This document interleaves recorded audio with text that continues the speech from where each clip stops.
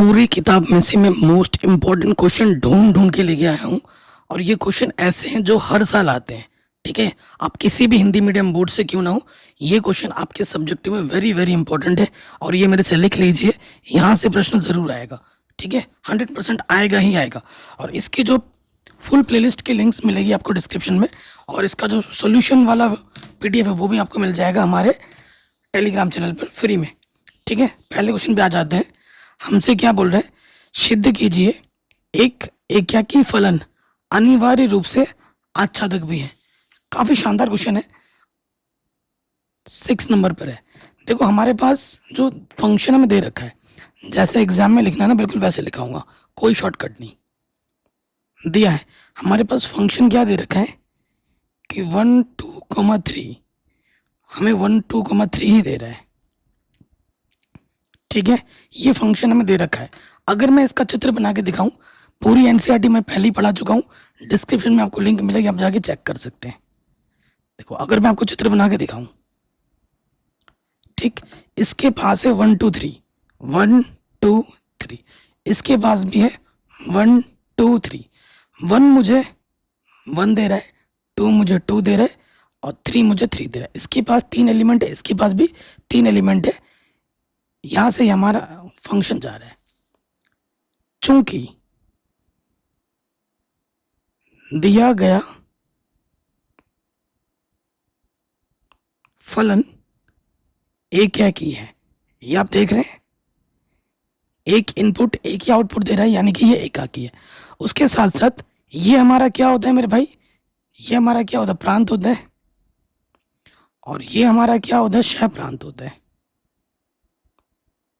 ये डोमेन है और ये कोडोमेन है। कोडोमेन के अंदर जितने भी एलिमेंट्स होते हैं उन सबका प्री इमेज यहाँ होना चाहिए।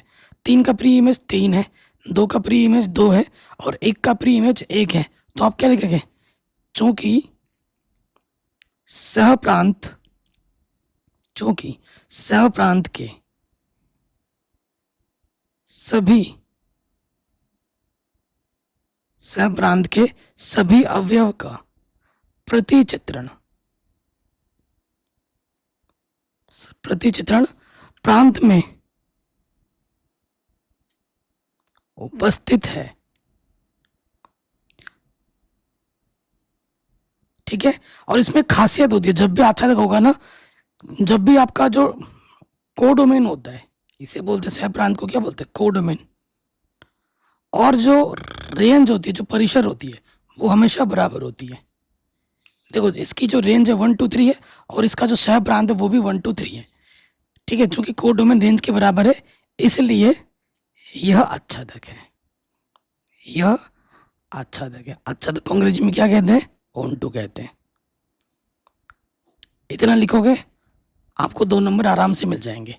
कोई डाउट, कोई दिक्कत नहीं होगी। तो ये प्रश्न बन गया, मैं सारे करवाऊंगा। और ये क्वेश्चन वेरी वेरी इंपॉर्टेंट है मेरे भाई। अगर मेरे पे आप विश्वास करते हो, मुझे अपना भाई मानते हो, तो इन प्रश्नों को अच्छे से कर लेना। अगर सपोर्ट करोगे तो ऐसे वीडियो में हर दूसरे दिन लेके आऊंगा। ठीक है, अगले क्वेश्चन में आ जाओ।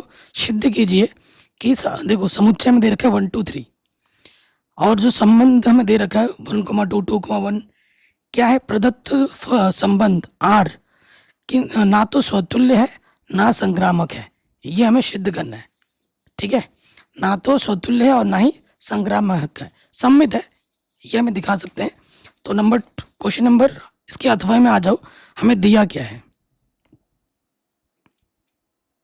देखो हमें दे रखा है जो समुच्चय, मानना समुच्चय, हाँ उसको हम क्या नाम दे देते हैं, ए दे देते हैं। ए के अंदर जो हमें अवयव दे रखे हैं वो दे रखे हैं 1 2 3 दे रखा है। और जो संबंध हमें प्रश्न में दे रखा है वो दे रखा है 1 का 2 के साथ, 2 का 1 के साथ, फिर 2 का 3 के साथ, और 3 का 2 के साथ। ठीक है, अब हमें एक एक करके चेक करना है। पहले वाले पे आ जाओ। किसी चीज को मना करते हैं तो उदाहरण देखिए मना करना होता है, और किसी चीज को हमें दिखाना होता है तो भाई लैंग्वेज हम प्रूफ में लिखते हैं, ये आप जानते ही होगे। तो पहला वाला हम चेक करेंगे, स्वतुल्य। स्वतुल्य संबंध क्या होता है मेरे भाई, शॉर्ट ट्रिक याद करने का क्या है, खुद का संबंध खुद के साथ। इसके अंदर जितने भी अवयव होते हैं सबका संबंध खुद का खुद के साथ होना चाहिए। 1,1 होना चाहिए, 2,2 होना चाहिए, 3,3 होना चाहिए। क्या यहाँ पर है? नहीं है। तो आप लिखोगे चूंकि 1,1, 2,2, 3,3 ये सब आर में नहीं है, इसलिए यह स्वतुल्य समतुल्य नहीं है। For every A belongs to R. ठीक है, तो ये बोल दो कि स्वतुल्य नहीं है। नंबर 2 पे आ जाओ, सम्मित। ठीक है, जैसे मैं लिख रहा हूं ना वैसे ही आपको एग्जाम में लिखना होता है। ठीक है, तभी आपको पूरे नंबर मिलते हैं। ऐसी प्रेजेंटेशन आपको रखनी है। ओके, तो स्वतुल्य नहीं है। अब क्या होगा? सम्मित संबंध है। देखो 1 का 2 के साथ है तो 2 का 1 के साथ है, 2 का 3 के साथ है, 3 का 2 के साथ है। देखो चूंकि 1,2 आर में है तो 2,1 भी हमारा आर में है। ठीक है, यदि ए और बी आप समुच्चय ए से लोगे तो अगर ए, बी आर में है तो बी, ए भी क्या है भाई? आर में। देखो अगर 1,2 आर में है तो 2,1 भी तो आर में है, 2,3 आर में है तो 3,2 भी तो आर में है। तो कोई चीज़ अगर होती है ना तो इसको बाई लैंग्वेज लिखते हैं। ठीक है, इसलिए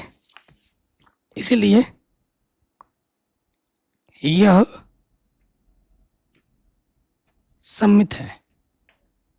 ठीक, नंबर 3 पे आ जाओ। नंबर 3 पे हमें क्या चेक करना है? संक्रामक, और वो उसको हमें मना करना है।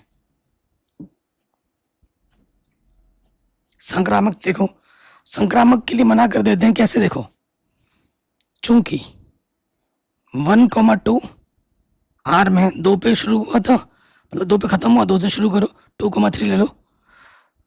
2,3 भी क्या है? आर में। क्या 1,3 आर में है?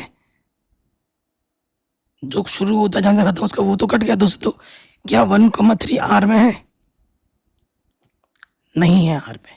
1,3 आर में नहीं है, इसलिए यह संक्रामक नहीं होगा।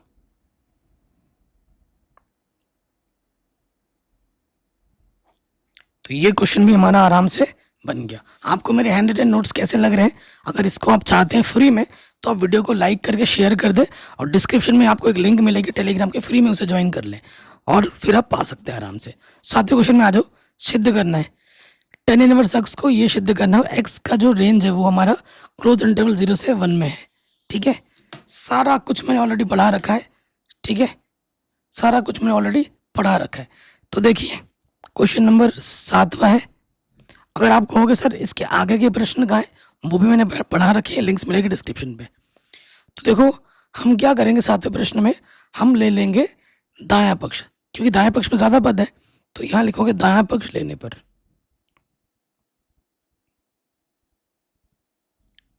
ज़्यादा पद जहाँ होते हैं ना उसी को लिया जाता है। तो ज़्यादा पक्ष हमारे पास क्या है? 1/2 कॉस इनवर्स, और अंदर है 1 - x, बट्टे में है 1 + x। देखो हमें प्रूफ में क्या चाहिए? tan इनवर्स x चाहिए। प्रूफ में हमें क्या चाहिए? tan इनवर्स x चाहिए। तो मैं क्या करता हूँ, मैं मान लेता हूँ, माना अंडर रूट में है ना, प्रूफ में अंडर रूट में है, तो x को मैं मान लेता हूँ tan स्क्वायर थीटा। तो यहाँ क्या हो जाएगा? दोनों तरफ वर्गमूल लोगे तो अंडर रूट x बराबर हो जाएगा tan थीटा। ठीक है, और tan इधर आ जाएगा तो थीटा बराबर क्या हो जाएगा? tan inverse under root x, जो कि आपको प्रूफ में चाहिए। ठीक, अब इन मानों को उठाकर यहाँ रखो, क्या हो जाएगा? 1/2 कॉस इनवर्स, x की जगह क्या रखोगे? tan square theta.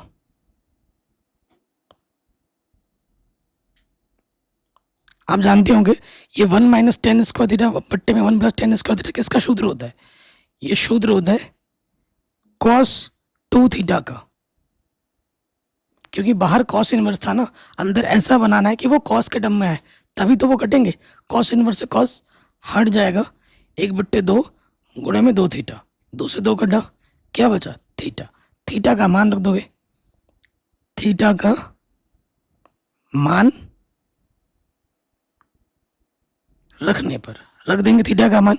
थीटा हमारे पास क्या है, tan inverse under root x. ठीक है, यही हमको क्या करना था मेरे भाई, सिद्ध करना था, हेंस प्रूव्ड। तो ये क्वेश्चन हमारा बड़े आराम से बन गया। इसके अथवा में भी है tan inverse 2 cos 2 sin inverse 1/2 का मान क्या होगा, ये आपको बताना है। ठीक है, तो करते हैं अथवा वाला प्रश्न। हमारे पास क्या है, tan inverse 2 cos 2 sin inverse 1/2। ठीक है, इसका मान हमें बताना है कि क्या होगा। देखो ये साइन इनवर्स है, इसका मान साइन में सोचना है, तभी वो हटेगा ना। तो इधर हमारा हो गया साइन इनवर्स, और 1/2 का मान साइन में सोचो। साइन 30 का मान होता है 1/2, 30 बोले तो 5/6। ठीक है, साइन इनवर्स से साइन हट जाएगा, क्या बचेगा, tan इनवर्स 2 cos 2, और यहाँ से क्या बचेगा 5/6। आप जानते होंगे ना कि साइन इनवर्स साइन थीटा किसके बराबर होता है, थीटा के बराबर होता है। तो 2 से काटोगे, 2 3 6, cos π/3। cos 60 का मान क्या होगा, cos 60 का मान कितना होता है, cos 60 का मान होता है 1/2। 2 से 2 कटा, क्या बचा, tan इनवर्स 1। इधर tan इनवर्स है, इसका मान 10 में सोचना है। tan π/4 का मान होता है 1। tan इनवर्स से 10 हटा, आंसर क्या आ गया, π/4। कोई दिक्कत, कोई परेशानी नहीं होगी। तो ये क्वेश्चन भी हमारा बड़े आराम से बन गया। आगे बढ़ते हैं अगले क्वेश्चन में। अभी तो 2 नंबर के कर रहे हैं, इसके बाद 5 नंबर के, 8 नंबर के वेरी वेरी इंपॉर्टेंट क्वेश्चन आने वाले हैं। अगला क्वेश्चन है, कह रहे हैं दिए गए समीकरण को एक्स वाई जेड तथा टी के लिए हल कीजिए। मतलब एक्स वाई जेड और टी क्या होंगे, ये आपको हल करके बताना है। 8वां प्रश्न है, तो हमें दिया क्या है वो लिख लेते हैं। दिया है यहाँ पर 2x z y t, plus में है 3 1 -1 0 2, और इधर हमारे पास है 3 5 4 6। ठीक है, तो देखिए गुणा हो जाएगी पहले 2x 2z 2y 2t, फिर 3 से अंदर गुणा करोगे, 3 एकम 3 3 एकम -3 0 3 दूनी 6, 3 से गुणा करो, 3 3 9 3 बचे 15 3 चौके 12 3 छंग 18। फिर संगत पदों को जोड़ देंगे, 2x + 3। ठीक, और यहाँ हो जाएगा 2y + 0 2z -3 2t + 6। यहाँ है 9 15 12 18। 2 मैट्रिक्स समान ऑर्डर के हैं, तुलना हो जाएगी संगत पदों की। तो तुलना करोगे तो आपको क्या मिलेगा, यहाँ से मिल जाएगा 2x + 3 किसके बराबर, 9 के बराबर। फिर 2z - 3 किसके बराबर, 15 के बराबर। फिर हमें क्या मिलेगा, 2y + 0 किसके बराबर, 12 के बराबर। और 2t + 6 किसके बराबर मिलेगा, 18 के बराबर। हल कर लेते हैं, प्लस का 3 इधर के माइनस का हो जाएगा, 6 बचेगा, 2 3 6। x का मान कितना जाएगा, 3। फिर माइनस का 3 इधर के जुड़ जाएगा, 18 हो जाएगा, 2 9 18। 2y हो जाएगा, 2 6 12। तो y का मान आ जाएगा 6, प्लस का 6 उधर के माइनस का हो जाएगा, 12 बचेगा, और 2 6 क्या आ जाएगा, 12। तो ये क्वेश्चन हमारा बड़े आराम से बन गया। ठीक है, आप देख रहे हैं मैं कितना साफ साफ नीट एंड क्लीन लिख रहा हूँ, आपको भी एग्जाम में ऐसे ही लिखना है। अगले प्रश्न में हम आ जाते हैं। ये हमें अवयव दे रखे हैं, ए के लिए सत्यापित कीजिए a - a' एक विषम सममित अवयव है। ठीक है। एक हमें क्या दे रखा है, विषम सममित आव्यूह दे रखा है, ये हमें बताना है। तो सबसे पहले हमें दिया क्या है, ए, वो हम लिखेंगे 1 5 6 7, ये हमारा ए है। ठीक है, जो हमें कैलकुलेट करने को कहा है वो क्या है, ए माइनस ए डैश। ठीक है, ए हमारे पास क्या है 1 5 6 7। डैश क्या होता है, डैश हमारे पास क्या होगा, परिवर्त आव्यूह। तो डैश क्या हो जाएगा, जो पहला रो है वो पहला कॉलम बन जाएगा और जो दूसरा रो है वो दूसरा कॉलम बन जाएगा। अब इसको हल करोगे, एक में से घटाएंगे 0, 5 में से 6 घटाएंगे माइनस के 1, 6 में से 5 घटाओगे 1, 7 में 7 घटाओगे 0। इसको एक नाम दे दो, सी दे दो। इसका नाम हमने सी दे दिया। अब इस सी को चेक करना है कि ये विषम सममित आव्यूह, ये हमें दिखाना है। अब ठीक है, अब हमें क्या करना, तो परिवर्त आव्यूह लेना होता है, परिवर्त आव्यूह लेंगे। इसको समीकरण 1 मान लो, परिवर्त आव्यूह निकालो तो क्या हो जाएगा हमारे पास, जो पहला रो है वो पहला कॉलम बन जाएगा और जो दूसरा रो है वो दूसरा कॉलम बन जाएगा। यहां से माइनस उभयनिष्ठ निकालो तो 0 माइनस 1 0। ठीक है, तो ये किसके बराबर है, ये सी के बराबर है। तो यहां सी आ गया, तो सी डैश आपका क्या आ गया, सी के बराबर आ गया। समीकरण 1 से इसकी जगह पे मैं क्या लिख सकता हूँ, सी लिख सकता हूँ। अतः यह एक विषम सममित आव्यूह है।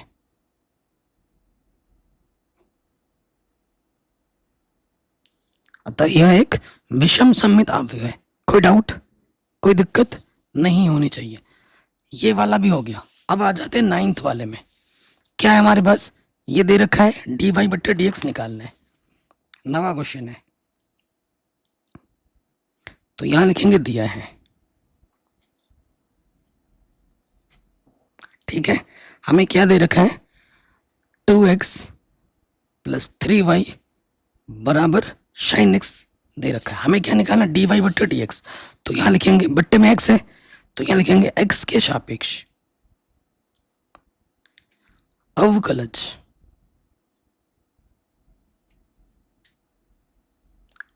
करने पर, x के सापेक्ष अवकलज करने पर 2x का अवकलज x के सापेक्ष क्या होता है 1, 3 y का अवकलज क्या हो जाएगा dy बट्टे dx और sin x का अवकलज क्या होता है cos x। 3 dy बट्टे dx cos x प्लस 2 1 कम 2, इधर आके क्या हो जाएगा माइनस। हमें dy बट्टे dx निकालना है, ये 3 गुणे में, इधर आके क्या हो जाएगा बट्टे में। अवकलज करना तो आता ही होगा ना आपको, अगर नहीं आता है तो मैंने पूरा पढ़ा रखा है एनसीईआरटी, उसको जाके आप देख सकते हैं। ठीक है, ये क्वेश्चन हमने आराम से बना लिया। अब इसके अथवा में एक प्रश्न और है, पैरामेट्रिक फॉर्म में दे रखा है x बराबर समथिंग y बराबर समथिंग, तो dy बट्टे dx क्या होगा ये बताना है। एकदम आसान प्रश्न है,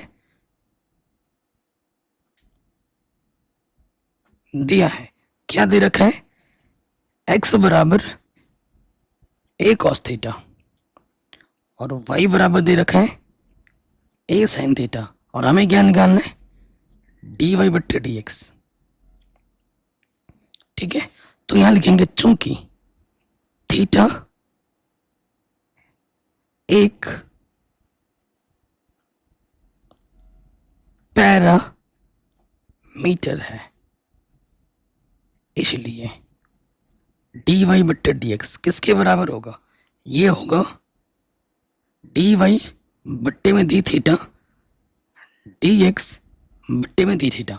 तो ये चीज हमें अभी निकालनी है, तो यहां से मैं निकाल के रख देता हूं। चूंकि x मेरे पास क्या है a cos थीटा, तो थीटा के सापेक्ष अवकलज करेंगे, a कांस्टेंट, cos थीटा का अवकलज क्या होता है माइनस के sin थीटा, समीकरण नंबर 1। उसके बाद वही हमारे पास है a sin थीटा, थीटा के सापेक्ष अवकलज करेंगे तो क्या होगा, a कांस्टेंट, sin थीटा का अवकलज क्या होता है कॉस थीटा। अब इन मानों को उठाकर यहाँ रख देंगे अतः, ठीक है। हमें क्या निकालना है, डी वाई बट्टे डी एक्स। तो डी वाई बट्टे डी थीटा का मान क्या है, ए कॉस थीटा, और ये है माइनस का ए साइन थीटा। इसे ए कटा, कॉस बट्टे साइन क्या होता है, कॉट। तो हमें मिल जाएगा डी वाई बट्टे डी एक्स माइनस के कॉट थीटा।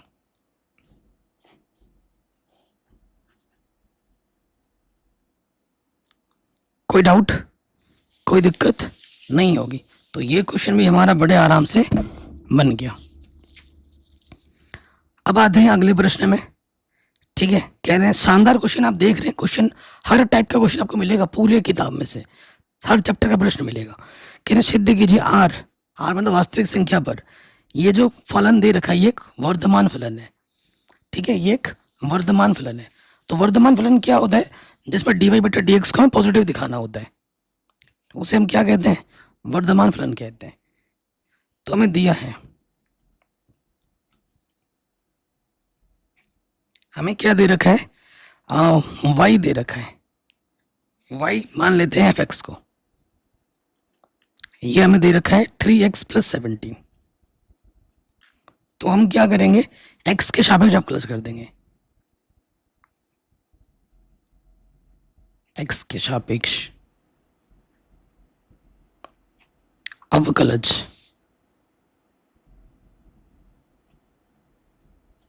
करने पर, करो अवकलज, तो ये हो जाएगा डी वाई बट्टे डी एक्स, 3x का अवकलज 1 और कांस्टेंट का अवकलज क्या हो जाता है 0। तो डी वाई बट्टे डी एक्स कितना मिला, 3 कम 3, चूंकि पॉजिटिव है ना, डी वाई बट्टे डी एक्स पॉजिटिव यानी कि ग्रेटर देन 0 है, और 0 होने पर पॉजिटिव, 0 से बड़ा होने पर पॉजिटिव होने पर क्या होता है, वर्धमान होता है। अतः यह वर्धमान फलन है। ये क्या है, हमारा वर्धमान फलन है, कोई डाउट नहीं होगी। तो ये प्रश्न भी हमारा बन गया। अथवा में जो है उसको भी हम करेंगे, टेंशन मत लो। हमें क्या बोल रहा है, y बराबर फंक्शन में दे रखा है cos x, 0 से पाई में ह्रासमान है, ये हमें दिखाना है। अच्छा जी, तो देखो क्वेश्चन देखते हैं। फंक्शन x हमें क्या दे रखा है, cos x, अवकलज करेंगे एक बार f dash x, cos x का अवकलज क्या होता है, माइनस के sin x, ठीक। अब इस इंटरवल में देखो साइन है ना, 0 से पाई, 0 से पाई में पाई बाय 2 और फिर पाई आता है। साइन की वैल्यू, साइन की बात हो रही है क्योंकि यहाँ पे साइन है ना और यहाँ पे भी साइन है।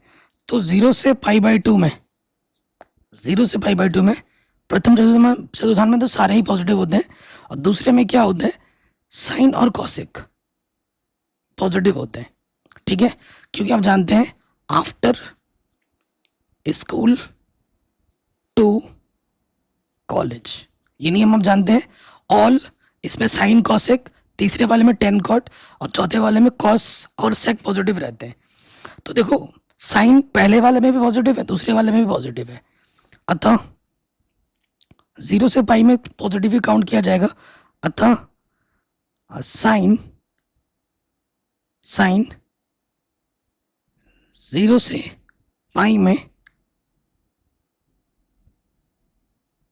धनात्मक है, इसलिए एफ डैश एक्स क्या हो जाएगा, ये नेगेटिव गुणा क्या है, ये पॉजिटिव, तो नेगेटिव इंटू पॉजिटिव क्या होता है, नेगेटिव। एफ डैश एक्स क्या आ गया, नेगेटिव आ गया,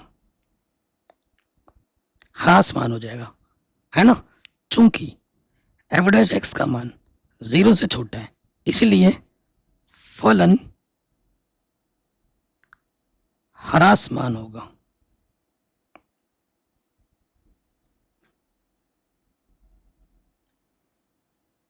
कोई डाउट, कोई दिक्कत यहां तक नहीं होगी। तो ये क्वेश्चन हमारा बड़े आराम से बन गया। आगे बढ़ते हैं, अगले प्रश्न में आ जाओ। हमसे क्या बोल रहा है, एक वृत्त की त्रिज्या 0.7 सेंटीमीटर बहुत ही शानदार क्वेश्चन है। Question number 11। ठीक है, हमारे पास एक वृत्त है, तो वृत्त की त्रिज्या होगी कुछ, मान लेते हैं वृत्त की त्रिज्या r है। कह रहे हैं एक वृत्त की त्रिज्या 0.7 सेंटीमीटर प्रति सेकंड। तो हमें दिया क्या है, देखो त्रिज्या में परिवर्तन, हमें क्या दे रखा है, त्रिज्या में परिवर्तन dr/dt। टी कैसे, क्योंकि एस का मतलब सेकंड, ये हमें दे रखा है 0.7 सेंटीमीटर प्रति सेकंड की दर से बढ़ रही है, यानी कि पॉजिटिव का होगा। इसकी परिधि की वृद्धि की दर क्या होगी, परिधि में मान लेते हैं सी है, माना परिधि सी है, तो हमें क्या निकालना है, dc/dt निकालने के लिए पूछा है कि क्या होगा जब r कितना हो, 4.9 हो। उस स्थिति में जब 4.9 हो हमारा r, तो अब जानते हैं c बराबर क्या होता है, परिधि बराबर क्या होता है, 2πr होता है। t के सापेक्ष अवकलज कर दो, क्योंकि हमें t निकाला ना dc/dt, तो 2π तो कांस्टेंट है, r का अवकलज t के सापेक्ष क्या हो जाएगा, dr/dt। तो r की तो पोजीशन ही खत्म हो गई ना, 2π और dr/dt का मान प्रश्न में दे रखा है 0.7, तो 7 दूनी 14, 1.4 c सेंटीमीटर t सेकंड, ये आ जाएगा आंसर। ठीक है, कोई डाउट, कोई दिक्कत नहीं होगी।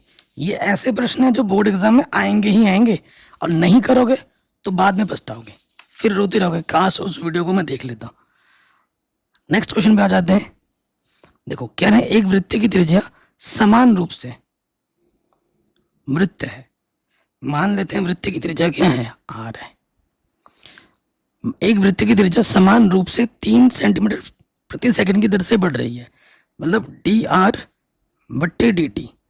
एस से हमने समझा कि ये टाइम है, t है, 3 सेंटीमीटर प्रति सेकंड की दर से बढ़ रही है, यानी कि पॉजिटिव।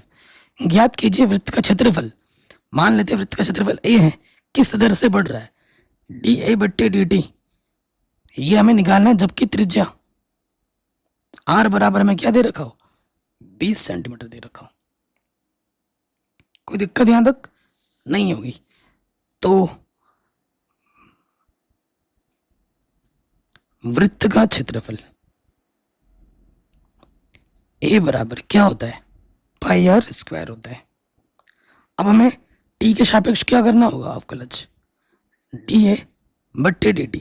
पाई तो कांस्टेंट बाहर आ जाएगा, पावर सॉल्व होती है, 2 सामने आ जाएगा, एक घात कम हो जाएगी, और r का अवकलज क्या हो जाएगा, dr/dt। पाई 2π, r का मान हमें दे रखा है 20 और dr/dt का मान दे रखा है 3, तो 3 दूनी 6, 6 दूनी 12, 120 पाई। क्षेत्रफल है तो सेंटीमीटर स्क्वायर, समय का मात्रक सेकंड। आंसर बताइए, कोई डाउट, कोई दिक्कत नहीं होगी। तो ये क्वेश्चन भी हमारा बड़े आराम से बन गया। अगले प्रश्न में आ जाओ। 2 नंबर का इंटीग्रेशन का प्रश्न है, इसको इंटीग्रेशन करना है या फिर इसको इंटीग्रेशन करना है, हम तो सारा ही कर रहे हैं, है ना। 12वें नंबर पे आ जाओ। तो जब भी इंटीग्रेशन हो हमेशा आई मान लेते हैं, x e⁻x dx है। ठीक है, ये चीज है। आइलेट के नियम से चलते हैं हम, इनवर्स या फिर integer, logarithm, algebraic, trigonometric, exponential. Exponential सबसे लास्ट में आता है। अब इसमें फर्स्ट एंड टू सेकंड लगाएंगे। पहला वैसे का वैसा गुणे दूसरे का समाकलन माइनस समाकलन ब्रैकेट, पहले वाले का अवकलज d/dx, पहले वाले का अवकलज दूसरे का समाकलन, और फिर पूरे का समाकलन। सूत्र में रख दिया। e⁻x का इंटीग्रेशन e⁻x होता है, x का अवकलज x के सापेक्ष 1 होता है, और e⁻x का समाकलन e⁻x होता है, और बाहर से क्या है dx। यहां मिल जाएगा x e⁻x एक कम e⁻x dx। e⁻x का इंटीग्रेशन क्या होता है, e⁻x इंटीग्रेशन खत्म, c जोड़ देंगे, e⁻x क्या है यहाँ से उभयनिष्ठ, आंसर आ गया। आप लिखोगे जहां सी हमारा क्या है, समाकलन समाकलन नियतांक। ठीक है, तो ये प्रश्न भी हमारा बड़े आराम से बन गया। अब आते हैं अगले वाले प्रश्न में। इंटीग्रेशन है 2 नंबर में। आई क्या है इंटीग्रेशन, 2 माइनस का 3 साइन एक्स बट्टे में cos square x D x. ठीक है, ये इंटीग्रेशन है। तो हम क्या करेंगे, अलग अलग ले लेंगे बट्टे में।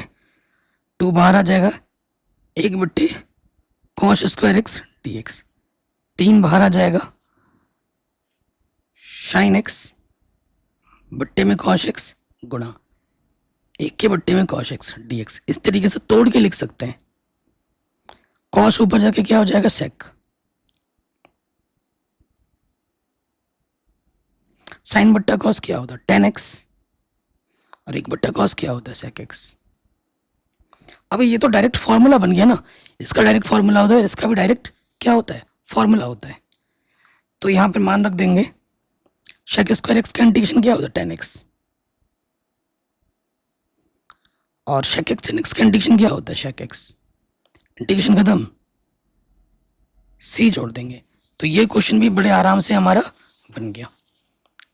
अब आते हैं अगले प्रश्न में। हमें क्या बोल रहा है, सिद्ध कीजिए ये चीज इसके बराबर होती है केवल यदि ए और बी लंबवत है। ठीक है, ए का मान आप 0 नहीं ले सकते, बी का मान आप 0 नहीं ले सकते। ठीक है, तो बहुत ही शानदार क्वेश्चन है और आसान भी है। देखो हमें दिया क्या है,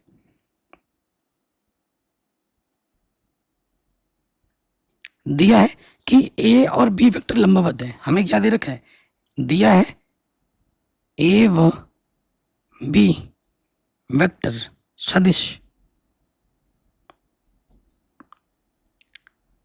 लंबवत है। क्या है मेरे दोस्तों, लंबवत। जब लंबवत होता है दोनों वेक्टर का जो डॉट प्रोडक्ट होता है वो क्या होता है, 0 के बराबर होता है। तो जहां भी हमें जरूरत पड़ेगी ना, इस प्रॉपर्टी का हम क्या करेंगे, उपयोग करेंगे।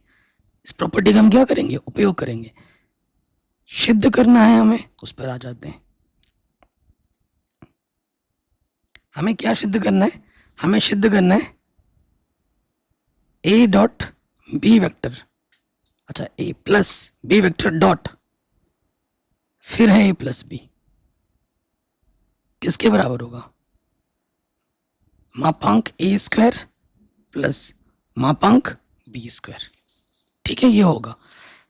ठीक है, तो बाएं पक्ष को हम हल कर दें। ए का डॉट प्रोडक्ट ए के साथ,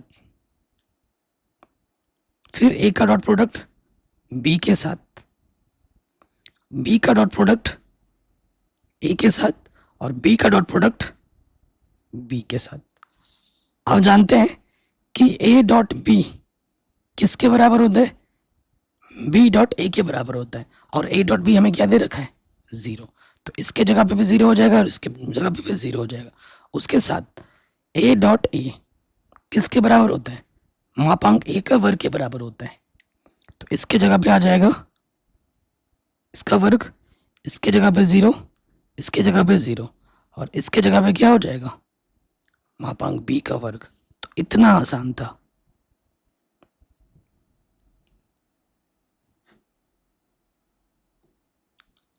हो गया, यही तो प्रूफ करना था। आप खुद देखो कितना आसान है। ठीक है, सदिश 10वें चैप्टर का क्वेश्चन है, एकदम मक्खन की तरह हमने सॉल्व कर दिया। अगले प्रश्न में आ जाते हैं, अथवे में। ये ए है, ये बी है, हमें इन चीजों को ज्ञात करना है। ठीक है, तो देखो जब भी चॉइस होती है ना, अगर इन दोनों प्रश्नों में, वैसे तो दोनों आसान है लेकिन इन दोनों में कैलकुलेशन इसमें कम है, ऊपर वाले में, तो उसको करना है। अगर कभी भी चॉइस आती है ना एग्जाम में, तो आपको वो क्वेश्चन अटेम्प्ट करना है जिसमें समय कम लग रहा हो। ये मत सोचो कि पन्ने ज्यादा भरेंगे, पन्ने भरने के नंबर नहीं मिलते, सवाल को सही हल करने के नंबर मिलते हैं। तो दिया क्या है हमें, ए वेक्टर दे रखा है, बी वेक्टर दे रखा है, और हमें क्या ज्ञात करना है, ए प्लस बी गुणा ए माइनस बी, ये हमें ज्ञात करना है। ठीक है, ए वेक्टर हमारे पास क्या है, आई जे प्लस के, बी वेक्टर है आई प्लस 2j प्लस 3k। ठीक है, बहुत ही सिंपल क्वेश्चन है। तो पहले हम निकालते हैं ए प्लस बी। ए हमारे पास है आई प्लस जे प्लस के, और बी हमारे पास है आई प्लस 2j प्लस 3k। आई वाला आई के साथ जुड़ेगा, आई और आई 2i, 2j और j 3j, और ये हो गया 4k। उसके बाद हमें क्या निकालना है, a माइनस बी भी निकालना है।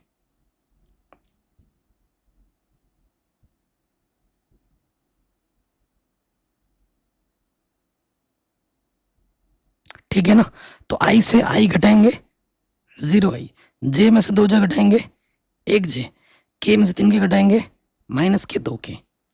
कोई डाउट, कोई दिक्कत नहीं होगी। अब आ जाओ प्रश्नानुसार।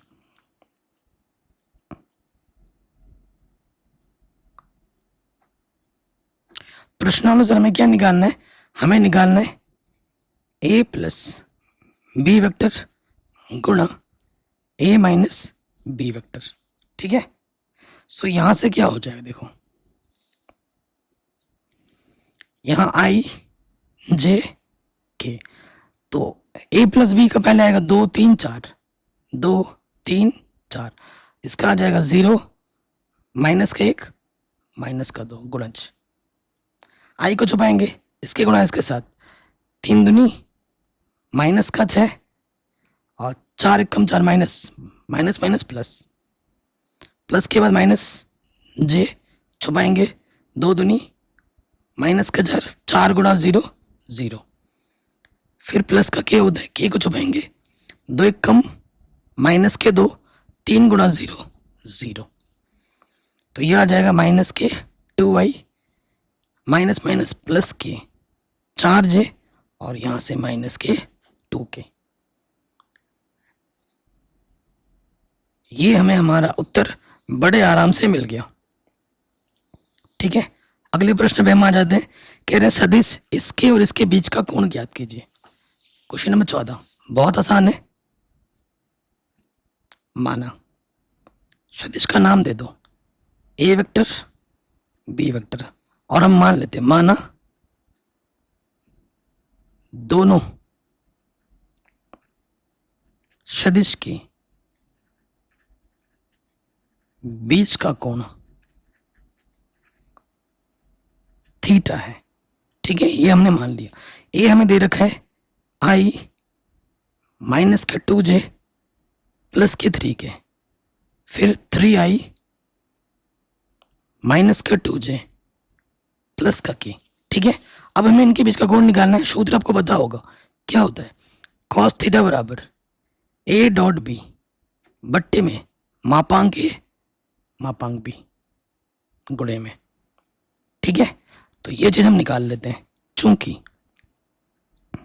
a डॉट बी, ये a है, i माइनस का 2j प्लस का 3k, डॉट b हमारे पास है 3i माइनस का 2j प्लस का k। ठीक, अब डॉट प्रोडक्ट में क्या होता है, i का i के साथ 3 एक कम 3, माइनस माइनस प्लस, j का j के साथ 2 दूनी 4, प्लस इंटू प्लस प्लस, 3 एक कम 3, k के गुणज के गुणज के साथ, तो ये आ जाएगा 10। मापांक ये निकालो, अंडर रूट के अंदर i का गुणज क्या है 1, 1 का वर्ग, j का गुणज क्या है माइनस का 2 का वर्ग, 3 है, k का गुणज 3 का वर्ग, तो ये हो जाएगा 1 4 9 अंडर रूट 14। इसी प्रकार आप क्या निकालोगे, b का मापांक निकालोगे, i का गुणज 3 का वर्ग, j का गुणज माइनस 2 का वर्ग, k का गुणज 1 का वर्ग, 3 3 9 4 1, तो ये भी आ जाएगा अंडर रूट 14। ठीक, अब हम मान रखेंगे, अतः समीकरण 1 से यहां पर मान रख देंगे। ठीक, तो क्या हो जाएगा, देखो मेरे भाई, कॉस थीटा बराबर ए डॉट बी का मान है 10 और ये है √14 और ये भी है √14। अंडर रूट 2 बार गुणे होने पर अंडर रूट हट जाता है, 2 सत्ते 2 पंजे, तो कॉस इधर आगे क्या हो जाएगा, कॉस इनवर्स 5/7। ये हमें हमारा उत्तर बड़े आराम से मिल जाएगा। कहीं पे भी डाउट हो एक बार दोबारा देख सकते हैं।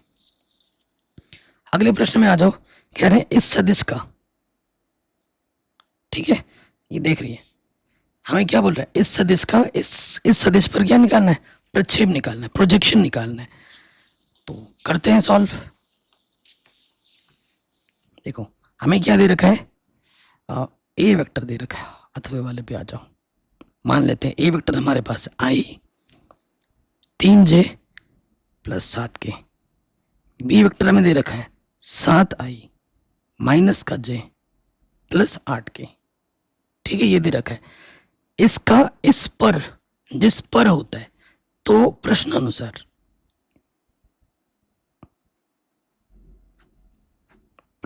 क्या है मेरे भाई, प्रश्नानुसार ए का बी पर, ए का बी पर प्रक्षेप का मतलब क्या होता है, छाया। सूत्र क्या होता है, ए डॉट बी, बी पर बोला है तो जिस पर बोला है उसका मापांक नीचे आ जाता है। कोई डाउट नहीं होनी चाहिए। अब देखो मान रखेंगे, ए का मान है हमारे पास आई + 3j + 7k डॉट, और बी का मान हमारे पास है 7i - j + 8k under root B. तो बी पर हम बी का मापांक चाहिए, ये आई का गुणज 7 का वर्ग, जे का गुणज -1 का वर्ग, के का गुणज 8 का वर्ग। ठीक है, अब हल करेंगे। आई के साथ डॉट प्रोडक्ट है, 7 एकम 7 प्लस गुणा माइनस माइनस 3 एकम 3 प्लस गुणा प्लस 7 अटे 56 और यहाँ से क्या आ जाएगा, 7 49, 1 एकम 1 अठे अठे 64। तो यहाँ से देखो 7 में से 3 घटाएंगे 4, तो ये हो जाएगा 60 और यहाँ से 50 और 60 कितना, 114 आ जाएगा आंसर। कोई दिक्कत नहीं होगी। तो ये क्वेश्चन भी हमारा बड़े आराम से बन गया। अब आते हैं अगले प्रश्न में। देखो हमसे क्या बोला जा रहा है, कह रहे बिंदु जिसकी स्थिति इतनी से गुजरने व सदिश की दिशा में जाने वाली रेखा का सदिश रूप में समीकरण क्या होगा। ठीक है, सदिश रूप में समीकरण क्या होता है, आर बराबर ए प्लस लैम्डा बी। बिंदु की ये दे रखा है और इससे गुजरने वाली बोला, ये तो बहुत ही आसान प्रश्न हो गया, ये बहुत ही आसान प्रश्न हो गया। माना बिंदु रूप में जो वेक्टर होता है उसे ए से दर्शा दें, वो हमें दे रखा है 2i - j + 4k और दूसरा जिससे गुजर के जाती है बी दे रखा है हमें 3i + 2j और -2k। ठीक है, गुजरने वाले सदिश समीकरण हमसे पूछा गया है, तो सदिश समीकरण तो बहुत आसान होता है। तो एक का सदिश समीकरण आर बराबर, आर वेक्टर बराबर क्या होता है, A vector plus lambda B vector, यही फॉर्मूला होता है। ए हमारे पास है 2i - j + 4k, lambda B vector का मान रख दो 3i + 2j - 2k आंसर। यह है सदिश रूप। छोटू से एक सूत्र है, सूत्र में रखो और हल करो, आपको आपका उत्तर आराम से मिल जाएगा। या फिर अगले क्वेश्चन में आ जाते हैं। हमसे ये क्या बोल रहे हैं, कह रहे हैं रेखा ये वाली और ये वाली परस्पर लंब है, दिखाइए, लंब दिखाना है हमें। तो बहुत ही आसान सा प्रश्न है। सबसे पहले देखो दिया है, जो दिया है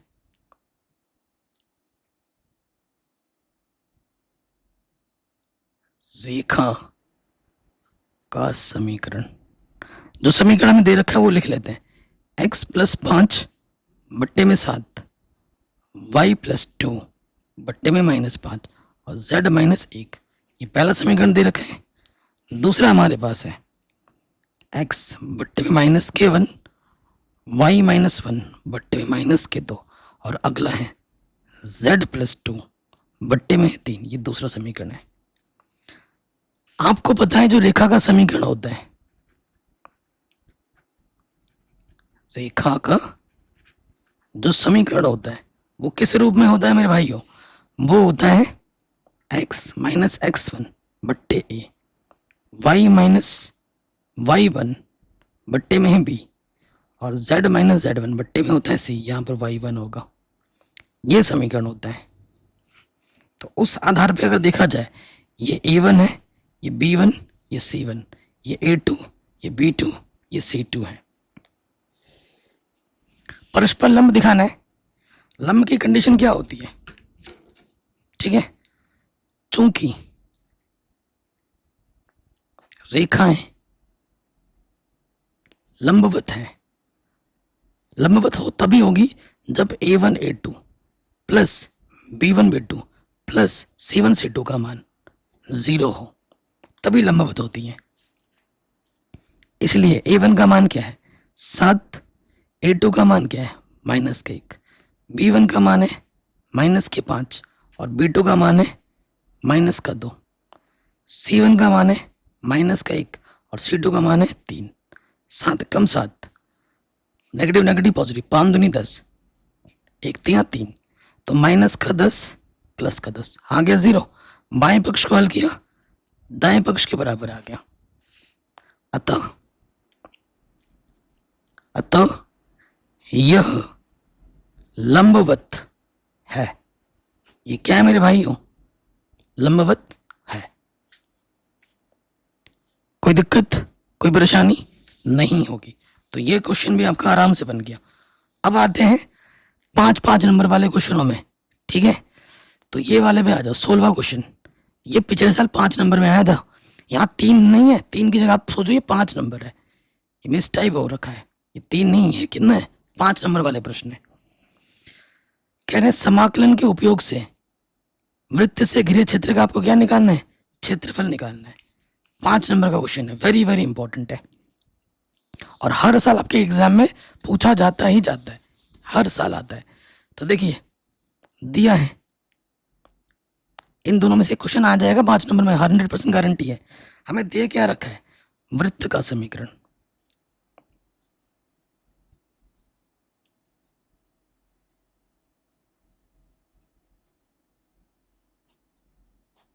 क्या दे रखा है वृत्त का समीकरण हमें? x² प्लस y² बराबर a²। इसको ढंग से लिखो, x माइनस 0 का स्क्वायर लिख सकता हूँ, y माइनस 0 का स्क्वायर लिख सकता हूँ और ऐसे लिख सकता हूँ। क्योंकि आप जानते हो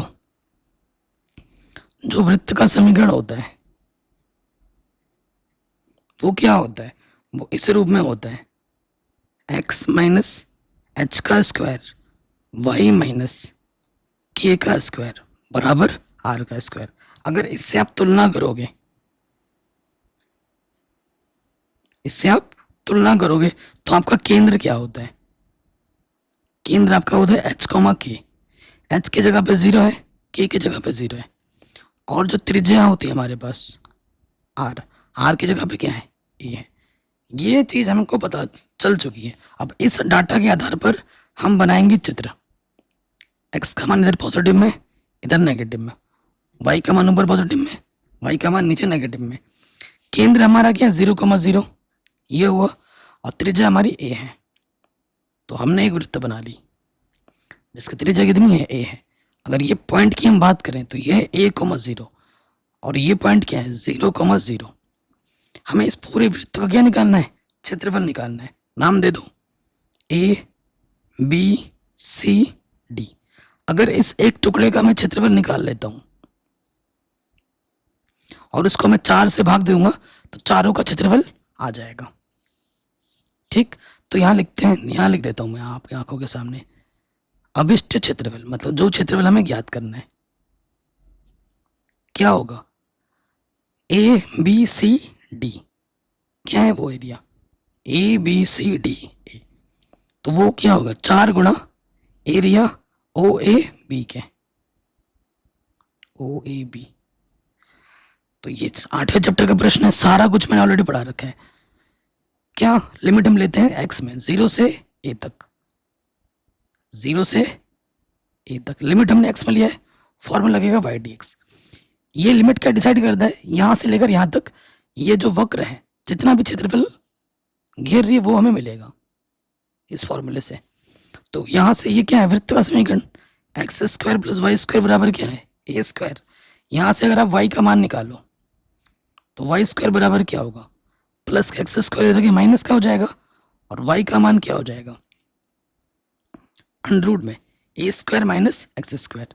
तो यहां रखेंगे वाई का मान, तो वाई का मान रखने पर, ठीक है, यहां हम वाई का मान रख देंगे तो क्या हो जाएगा 4 0 से ए अंडर रूट वाई का मान मेरे पास क्या है ए स्क्वायर माइनस के एक्स स्क्वायर डी एक्स। कोई दिक्कत, कोई परेशानी नहीं होगी। अब हम क्या करेंगे, ये तो फॉर्मूला है, एक्चुअली फॉर्मूला बन गया ये डायरेक्ट, बस लिमिट है इसमें।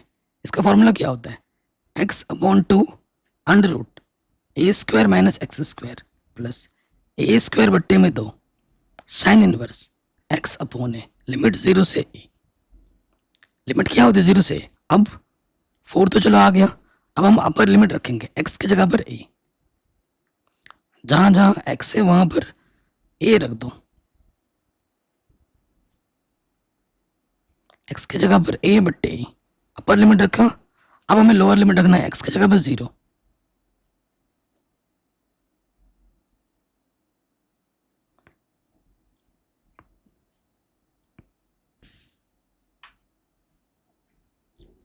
देख रहे हो मैं कितना नीट एंड क्लीन कर रहा हूं, ऐसे ही आपको एग्जाम में सॉल्व करना होता है। देखो ये तो ये वाला पार्ट क्या हो जाएगा, ये वाला पार्ट हो जाएगा 0, ये वाला पार्ट हो जाएगा 0, क्योंकि साइन इनवर्स 0 का मान क्या होता है 0, और 0 गुणा कुछ भी वो 0 हो जाएगा। तो ये 0 ये 0 ये 0, और यहाँ से ये कट के क्या आ जाएगा 1, साइन इनवर्स 1। तो कुल मिला के यहाँ से बचा ए स्क्वायर बट्टे में 2, साइन इनवर्स 1 का मान क्या होता है π/2, 2 दूनी 4 कटा, आंसर आ जाएगा पाई स्क्वायर। क्षेत्रफल हम निकाल रहे हैं, जो भी मात्रक होगा उसकी घात में 2 आंसर। ठीक है जी, तो ये क्वेश्चन हमारा बड़े आराम से बन गया। अब आते हैं अगले प्रश्न में, इसके अथवा में कह रहे हैं समाकलन के उपयोग से दीर्घवृत्त, या तो ये आएगा या तो ये आएगा, बोर्ड एग्जाम पक्का है 5 नंबर में। ठीक, पिछले साल ये दोनों आया था, इस साल भी आएगा कि से घिरे क्षेत्र का क्या निकालो, क्षेत्रफल निकालो। तो चलो निकालते हैं हम, क्या दिक्कत है। अथवा में है दीर्घवृत्त है, जैसा क्वेश्चन अभी किया ना बिल्कुल वैसा ही होगा, बस दीर्घवृत्त है दिया है,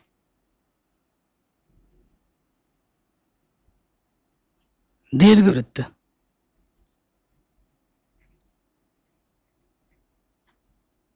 का समीकरण। हमें दीर्घवृत्त का समीकरण क्या दे रखा है एक्स स्क्वायर बट्टे में स्क्वायर प्लस वाई स्क्वायर बट्टे में बी स्क्वायर बराबर 1, ये दीर्घवृत्त दे रखा है हमें। ठीक है, तो इसकी मदद से हम बना लेते हैं चित्र।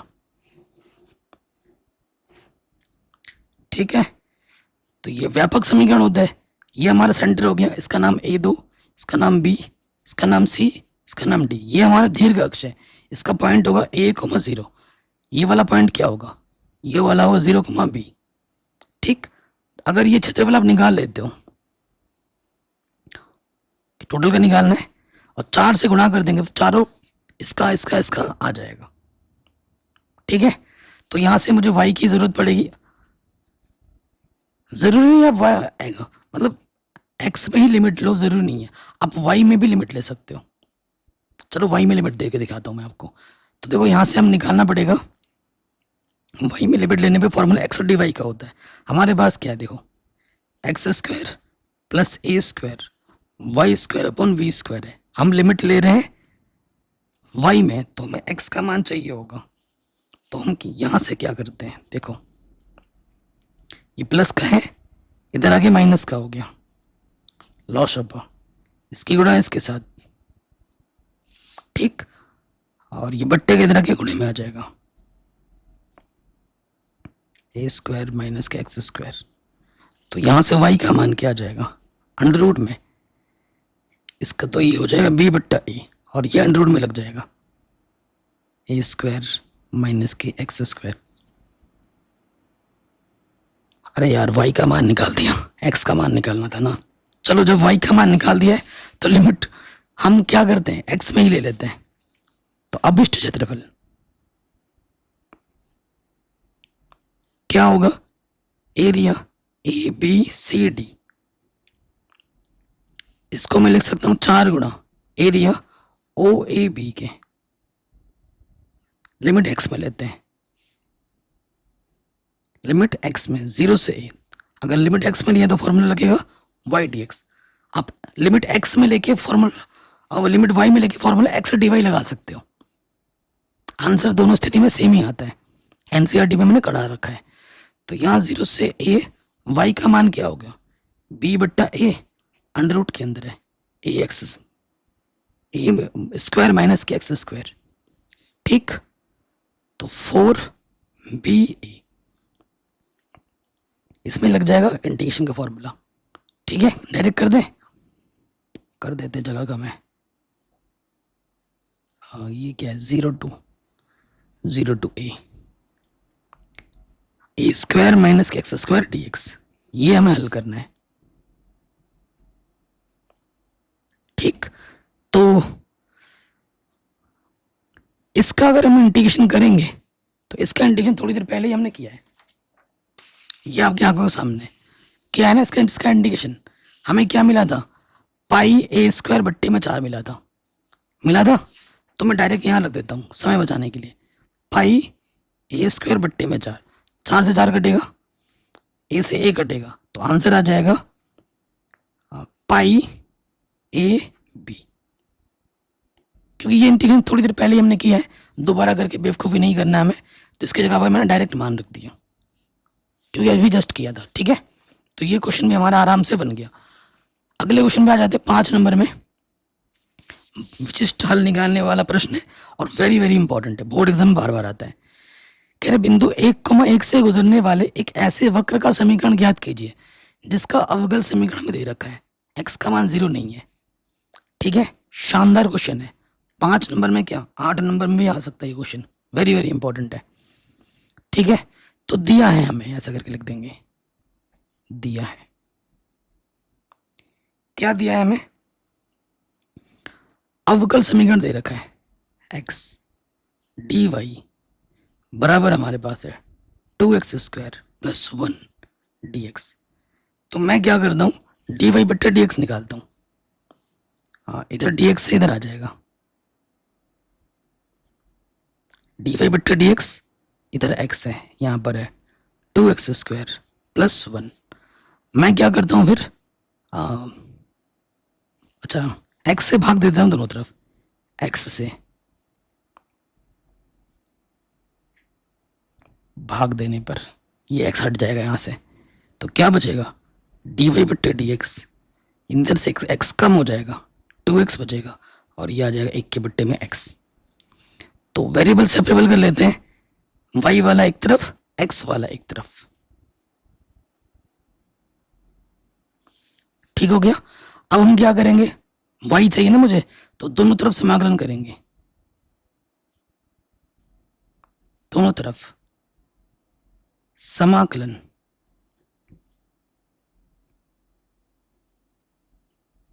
करने पर तो डी वाई का समाकलन करेंगे और 2x प्लस 1/x dx, ठीक। तो डी वाई का इंटीग्रेशन क्या होगा, ओनली y, 2 बाहर आ जाएगा, x का समाकलन क्या होगा, एक्स स्क्वायर बट्टे में 2, 1/x का समाकलन क्या होगा, log x, ठीक है। इंटीग्रेशन खत्म, c जोड़ देंगे, 2 से 2 कटा, तो y बराबर आ जाएगा x square log x plus C. ये हमें हमारा व्यापक हल मिल गया, ये हमारा क्या है, व्यापक हल। लेकिन हमें व्यापक हल नहीं, हमें विशिष्ट हल निकालना है, क्योंकि कंडीशन दे रखा है प्रश्न में, किससे जाता है ये, 1,1 से गुजरता है, तो वही लिखना है यहाँ पर। चूंकि चूंकि 1,1 से जाती है, 1,1 से जाती है मतलब x की जगह पर 1 और y की जगह पर हमें क्या रखना है, 1 रखना है यहाँ पर, और c का मान निकलेगा फिर यहाँ रख देना है। तो y की जगह पे भी 1, x की जगह पे भी 1। आप जानते हैं log 1 का मान क्या होता है, 0। तो ये 1 1 0, तो प्लस का इधर के कट जाएगा, कुल मिला के हमें c का मान क्या मिलेगा, 0। c का मान उठाकर यहां रख दोगे, c का मान समीकरण 1 में रखने पर, ठीक, रख दोगे तो y बराबर आ जाएगा x² plus log x, c का मान कितना है, 0। तो आंसर आ जाएगा y बराबर x² प्लस log x। ये हमें हमारा उत्तर बड़े आसानी के साथ मिल जाएगा। कोई डाउट, कोई दिक्कत नहीं होगी, ये हमारा विशिष्ट हल है, हर साल आता है एग्जाम में, ठीक। ये भी हो गया, इसके दूसरे ऑप्शन में भी है, उसको भी हम करते हैं। इसका हमें क्या निकालना है, व्यापक हल निकालना है, विशिष्ट हल नहीं। विशिष्ट हल के लिए कंडीशन दी जाती है। दूसरा वाला पार्ट भी करते हैं। दूसरा वाला बहुत ही शानदार क्वेश्चन है, आसान है। दिया गया क्या है हमें, dy बट्टे dx प्लस y बट्टे x बराबर x²। बता सकते हो ये कौन सा समीकरण है, बता सकते हो? ये रैखिक अवकल समीकरण है। ये क्या है मेरे भाई, रैखिक अवकल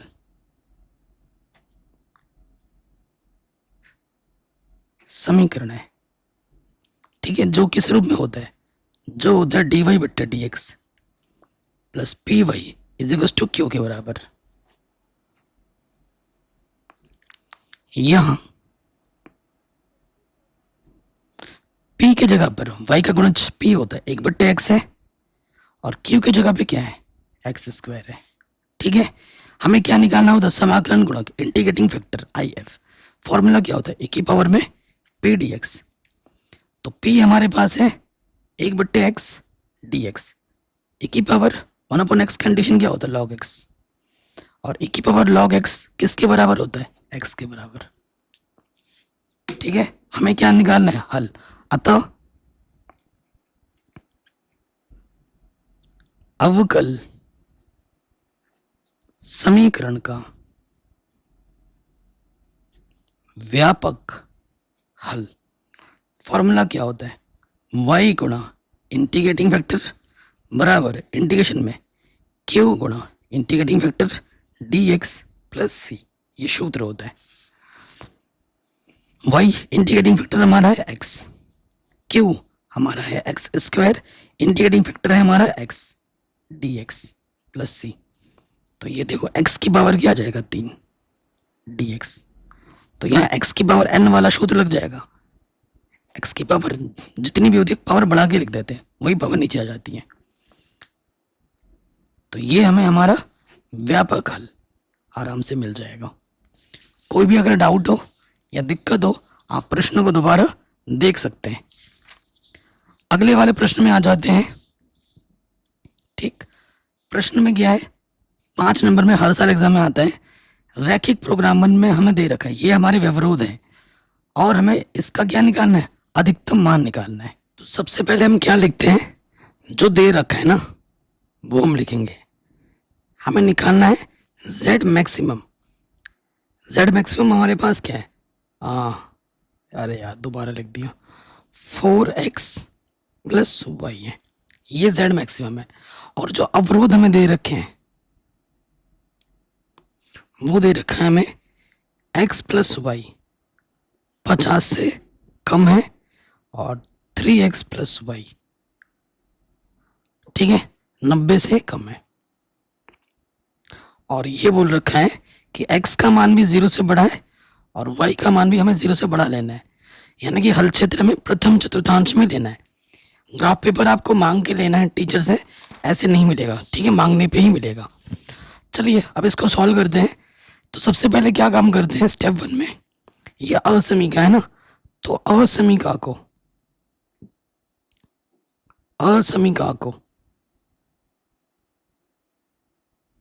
समीकरण में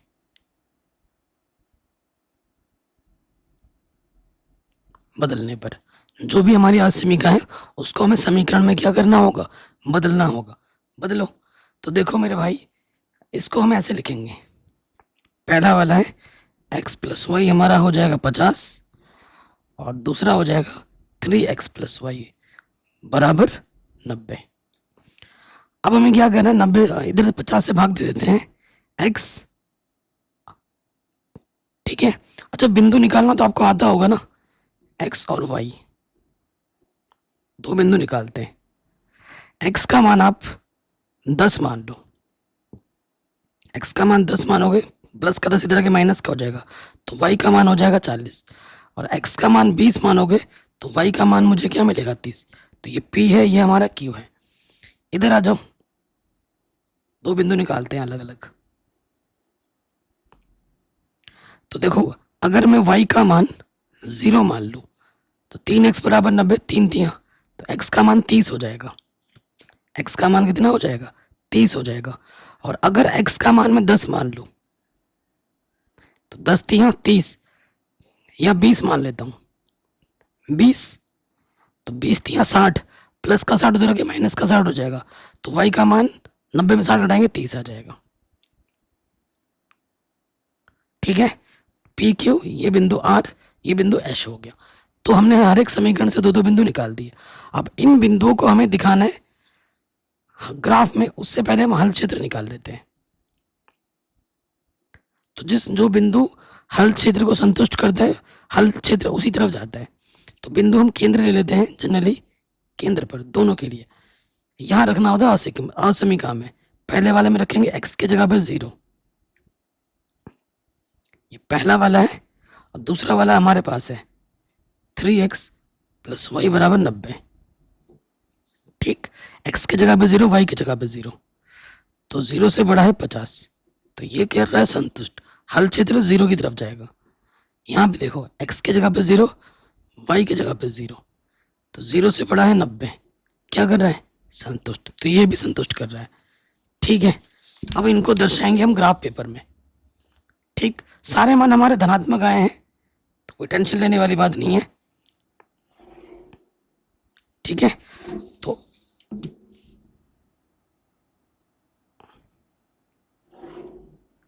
मैं पेन से बना रहा हूं, लेकिन आपको पेंसिल से बनाना है। ये x अक्ष, ये x डैश, नीचे y डैश, ये सब आपको दिखाना है। नहीं दिखाओगे तो काम नहीं चलेगा। ऊपर y, ठीक है। ये हमारा केंद्र है। ये 10-10 लेते हैं क्योंकि बड़े बड़े मान है, 10, 20, 30, 40, 50, 60। इनके बीच में 10 खाने होते हैं, यहाँ से 10, 20, 30, 40, 50, 60, ठीक है। बिंदु पे आ जाओ। पहला वाला पहले समीकरण का बिंदु क्या है, x पे 10 जाना है, y पे 40। x पे 10 गए, इसके सीध में जाना है 40, ये बिंदु आ गया P। अगला बिंदु हमारे पास क्या है, 20,30, x में 20 जाना है और ऊपर जाना है 30, ये हमारा Q आ गया। तो P और Q को मिलाते हुए हमें रेखा खींचनी है, ठीक है। P और Q को मिलाते हुए हमें क्या खींच देनी है, रेखा खींच देनी है। खींच दी हमने।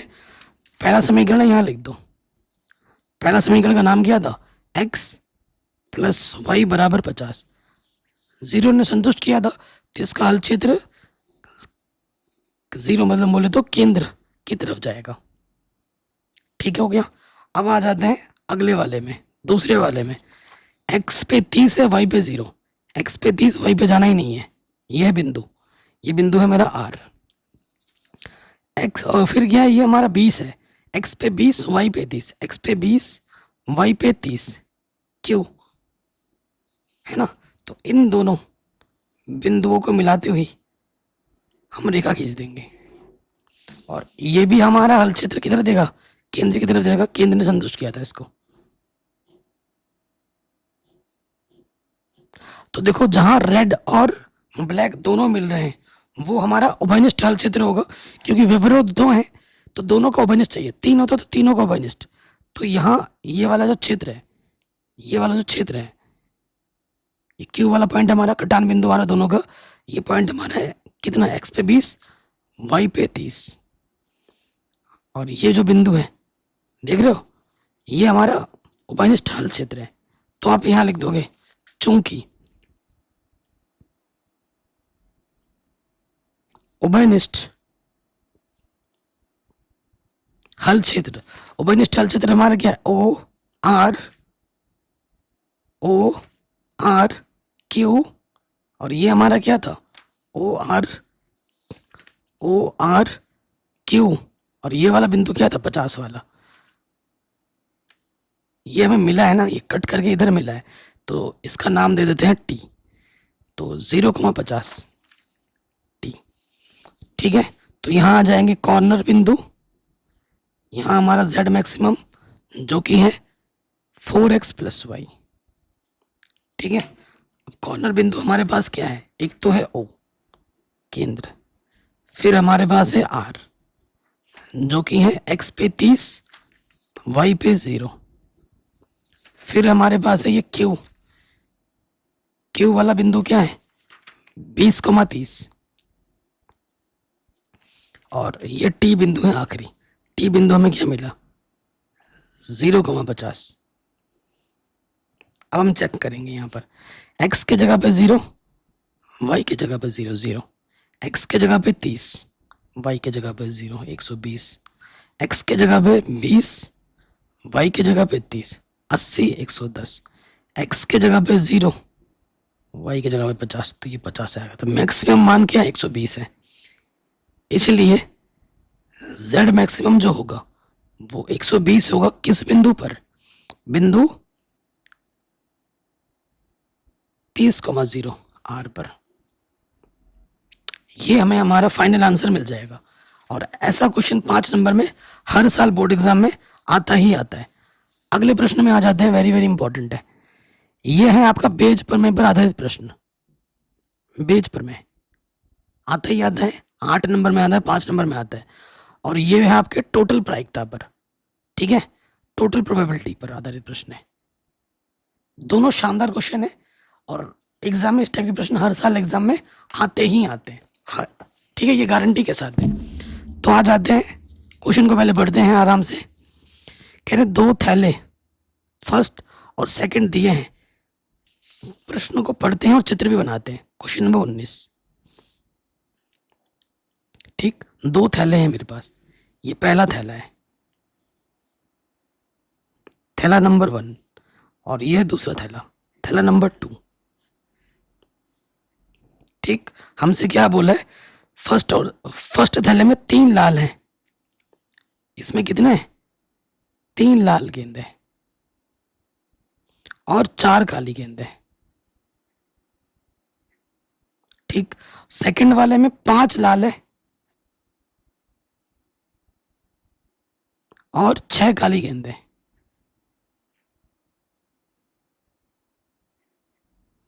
ओके, किसी थैले से यादृच्छा मतलब बिना देखे एक गेंद निकाली गई है, लाल रंग की है।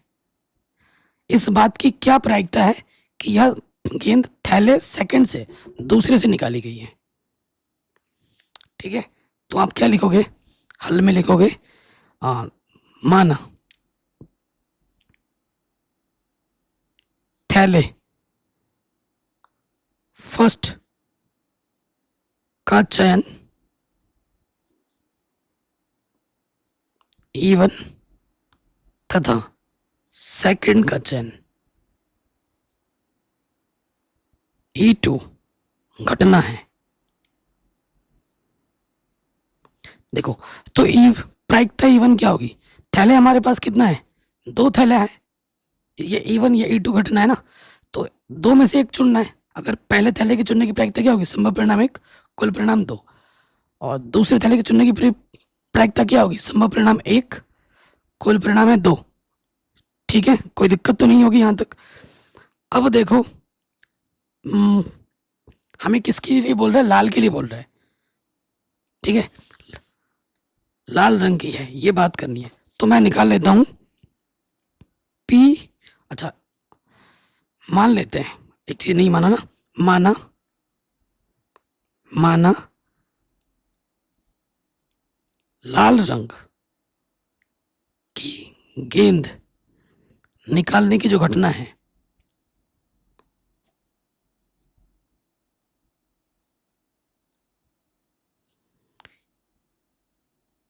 ए से निरूपित है। निरूपति लिख दिया निरूपित है, ठीक है। तो देखो, यानी कि क्या हो जाएगा, लाल रंग थैले वन से आने की प्रायिकता क्या होगी, लाल रंग की जो गेंद थैले वन से निकालने की प्रायिकता क्या होगी।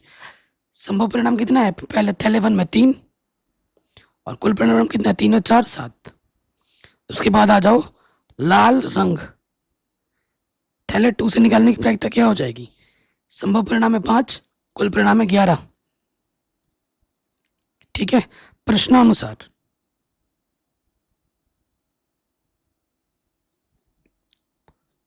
ठीक है, प्रश्नानुसार में क्या निकालना है, प्रश्नानुसार में बोला है इस बात की क्या प्रायिकता है कि यह गेंद थैले सेकंड से निकाली गई है। थैले सेकंड बोले तो E2। प्रश्नानुसार थैले सेकंड से निकाली गई है लाल गेंद, PE2 बट्टे ए। दो ही घटना है तो इसका सूत्र क्या हो जाएगा, PE2 गुणे में PA बट्टे E2 बट्टे में PE1 PA बट्टे E1 PE2 बट्टे में PA बट्टा E2। सभी मान उठा के रख देंगे।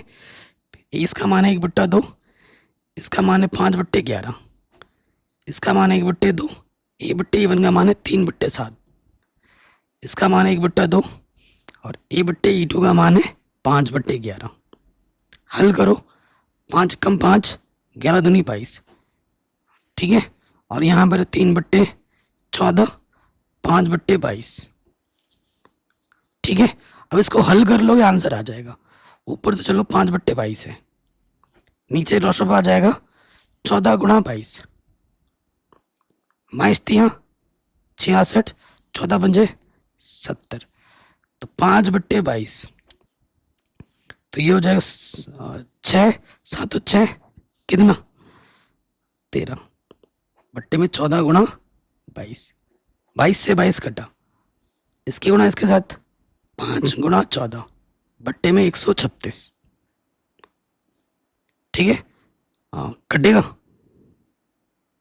2 से काट लो, 2 सत्ते 14, 2 छंग 12, 2 अट्ठे 16, तो 5 सत्ते 35 बट्टे में 68, तो आंसर आ जाएगा 35/68। वेरी वेरी इंपॉर्टेंट है और हर साल आपके बोर्ड एग्जाम में आ जाते हैं। अगले क्वेश्चन में आ जाते हैं। 52 पत्तों की अच्छी तरीके से फेंटी गई एक गड्डी में से एक के बाद एक 3 पत्ते निकाले जाते हैं। जब भी कोई घटना एक के बाद होती है, एक के बाद एक होती है ना, प्रायिकता का गुणन नियम लगता है वहां पर। क्या लगता है, प्रायिकता का गुणन नियम। ये कक्षा 11 में आपने पढ़ा होगा। पहले 2 पत्तों के बादशाह एवं तीसरे पत्ते का इक्का होने की क्या प्रायिकता है, और ये एक के बाद एक हो रहा है, लगातार घटना है, इस चीज का आप ध्यान रखिए, ठीक है, लगातार घटना है। तो देखो क्वेश्चन अथवा में आ जाओ और देखो, सबसे पहले घटना, पहले 2 पत्तों के बादशाह होने की घटना हमें निकालनी। पहले पत्ते के बादशाह होने की, अरे होने की लिखूंगा, ही लिख दिया, की प्रायिकता क्या हो जाएगी मेरे भाई, ठीक है। बादशाह बोले तो किंग, पी के किंग कितने होते हैं पूरे गड्डी में, 4, संभव परिणाम 4, कुल परिणाम 52, ठीक है, कोई दिक्कत तो नहीं यहां तक। अब एक पत्ता निकल चुका है, साइड में रख दे, उसके बाद दोबारा से दूसरा पत्ता, बादशाह निकालने की प्रायिकता, दूसरा पत्ता बादशाह होने की प्रायिकता, दूसरा पत्ता बादशाह पी के, ये K1 लिख दो, ये K2 लिख दो। तो 4 बादशाह था, 1 बादशाह निकाल दिया है, तो अब हमारे पास कितना बादशाह बचेगा? 3। संभव परिणाम 3, टोटल से भी 1 कम हो गया है, 51। अब हमारे पास आएगा तीसरा जो केस है, तीसरा पत्ता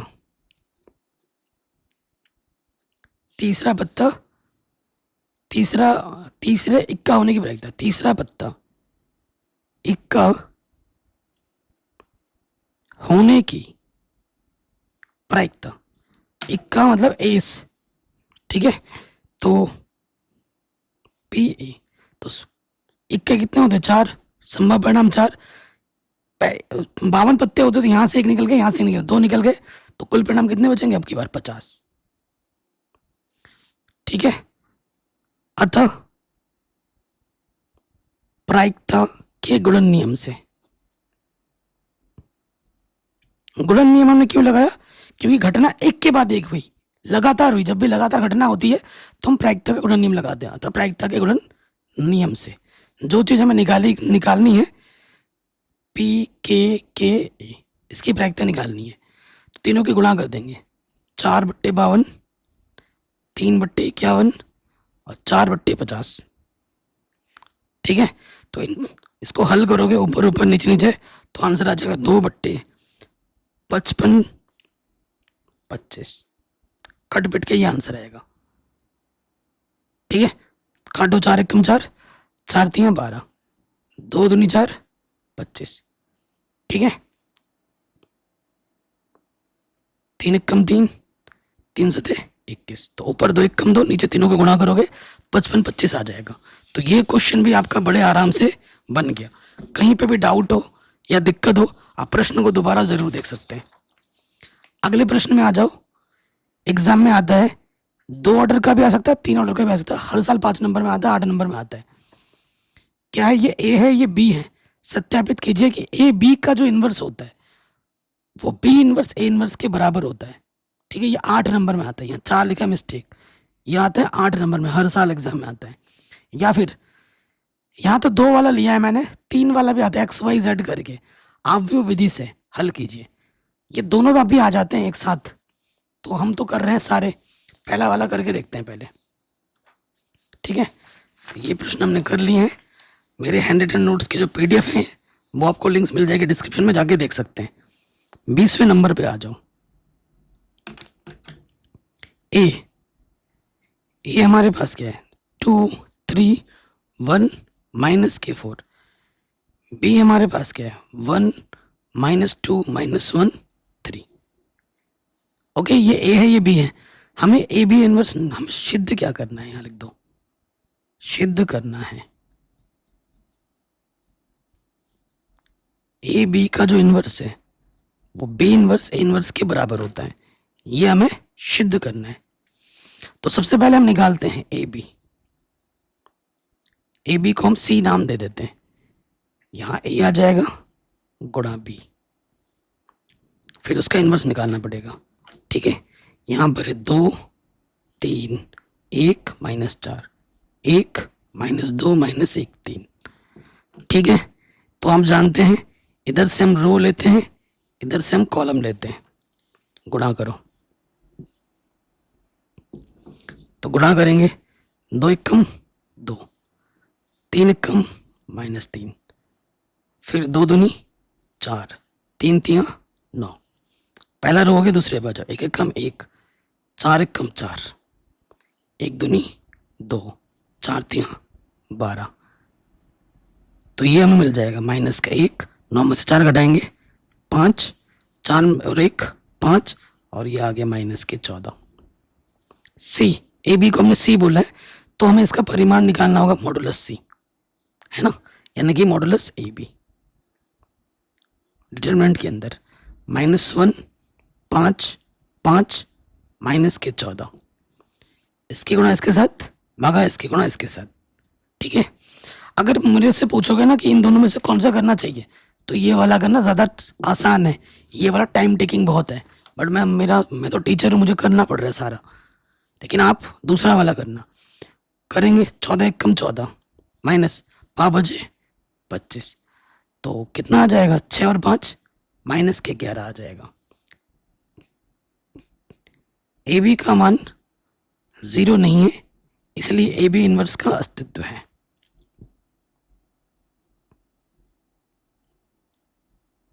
ठीक है, तो ए बी इनवर्स होगा, वो फॉर्मूला क्या होगा, एडजॉइंट ए बी बट्टे सारणिक ए बी, यही तो फॉर्मूला होगा। तो अब हम एडजॉइंट ए बी निकालेंगे, एडजॉइंट ए बी के लिए सी बोला था ना हमने उसको, तो C11 C12, 2 ऑर्डर के लिए तो बड़ा आसान होता है, C21 C22। ठीक है, जोड़ने पे सम आने पे प्लस लगाते हैं और जोड़ने पे सम आने पे नेगेटिव। अब देखो बड़ा आसान है, यहां से ये है ना, पहला रो पहला कॉलम छुपाओगे माइनस के 14, तो ये माइनस के 14 आ गया। पहला रो दूसरा कॉलम छुपाओगे 5 आ गया। फिर दूसरा रो पहला कॉलम, दूसरा रो पहला कॉलम छुपाओगे, क्या दिखा, 5। फिर दूसरा रो दूसरा कॉलम छुपाओगे, क्या दिखा, माइनस के 1, तो ये आ गया प्लस के 1। ठीक है, हमें क्या करना होता है, इसको पहले कॉलम में रखना होता है और इसको दूसरे कॉलम में, इसलिए एडजॉइंट ए बी क्या हो जाएगा, माइनस के 14 माइनस के 5 5 1, ए बी इनवर्स क्या हो जाएगा, अच्छा ए बी का इनवर्स है ना, तो एडजॉइंट ए बी माइनस का 14 माइनस के 5 5 1 बट्टे में क्या आ जाएगा, माइनस के 11। तुम 1/11 यहाँ रखो, तो गुणा भी कर सकते हो, अंदर माइनस से गुणा कर दोगे, ये 14 5 -5 -1, समीकरण नंबर 1। ठीक है, ये हमें ए बी इनवर्स मिल गया। अब आपको क्या निकालना है मेरे भाई, देखो बी इनवर्स फिर ए इनवर्स, इतना लंबा चौड़ा काम है, करेंगे हम, टेंशन क्यों ले रहे हो। फिर आ जाओ यहाँ पर, अब हमें निकालना है बी इनवर्स, तो बी इनवर्स क्या होता है, एडजॉइंट बी बट्टे सारणिक बी, और फिर हमें निकालना है ए इनवर्स, तो क्या होगा, एडजॉइंट ए बट्टे सारणिक ए, दे रखा है ना बी हमें, सारणिक बी निकालो, 1 -2 -1 3, 3 1 कम 3 2 1 कम 2, ये आ गया 1। ठीक है, एडजॉइंट बी के लिए तो B11 B12 B21 B22, ठीक, जोड़ने पे सम संख्या है प्लस, जोड़ने पे सम आए तो नेगेटिव। तो अब यहां से देखो क्या हो जाएगा, पहला रो पहला कॉलम क्या बचा 3, पहला रो दूसरा कॉलम क्या बचा, माइनस का 1, तो ये हो जाएगा प्लस का 1। दूसरा रो पहला कॉलम क्या बचा, माइनस के 2, दूसरा रो दूसरा कॉलम क्या बचा, प्लस का 1। तो बी इनवर्स क्या हो जाएगा, बी इनवर्स होता है एडजॉइंट बी बट्टे सारणिक बी, तो ये पहले रो में आएगा, और सॉरी पहले कॉलम में आएगा, ये दूसरे कॉलम में आते हैं, तो यहां से आ जाएगा 3 1 माइनस का 2 माइनस का 1, और बी का मान है 1, किसी भी संख्या को 1 से भाग दो तो वही रहता है। तो ये हमें बी इनवर्स मिला। अब हमें क्या निकालना है मेरे भाई, हमें ए इनवर्स भी निकालना है, तो यही निकाल देते हैं, चूंकि सारणिक ए यहां पर है 2 3 1 -4, 2 चुक्को 8, 3 कम 3 11 आ गया माइनस का। ठीक, इसलिए एडजॉइंट ए, तो यहाँ A11 A12 A21 A22, तो ये प्लस माइनस। ठीक, पहला रो पहला कॉलम क्या बचा, -4, पहला रो दूसरा कॉलम छुपाएंगे, क्या बचा 1। दूसरा रो पहला कॉलम, दूसरा रो पहला कॉलम छुपाएं, क्या दिख रहा है 3। दूसरा रो दूसरा कॉलम छुपाएंगे, क्या दिख रहा है 2। ये पहले कॉलम में आता है, ये दूसरे कॉलम में आता है। ए इनवर्स क्या होता है, एडजॉइंट ए बट्टे सारणी के। सारणी के का माने माइनस के 11, तो ये आ गया हमारा माइनस के 4, माइनस का 1, 3, माइनस का 2, ये हमें मिला ए इनवर्स। अब हमें निकालना है बी इनवर्स ए इनवर्स। देखो ये बी कितना है 3, -2, 1, -1, -4, 3, -1, माइनस का 2, और इसके बट्टे में माइनस के 11, इसको यहाँ रखो। गुणा करेंगे, इधर से रो इधर से कॉलम लेते हैं। 3 चौके 12, 2 1 कम 2। कुछ गड़बड़ हो रहा है क्या?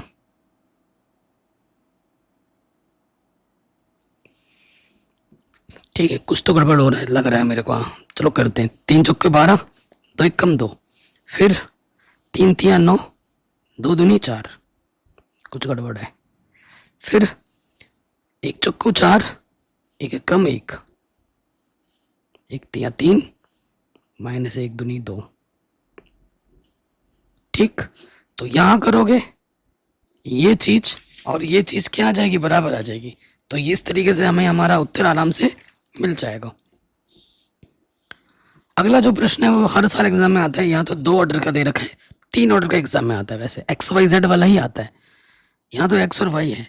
आप भी विधि से निकालना है, बल्कि इन दोनों में से करना तो यही करना। इसमें आपका बहुत टाइम वेस्ट होगा, बहुत लेंथी है प्रोसेस।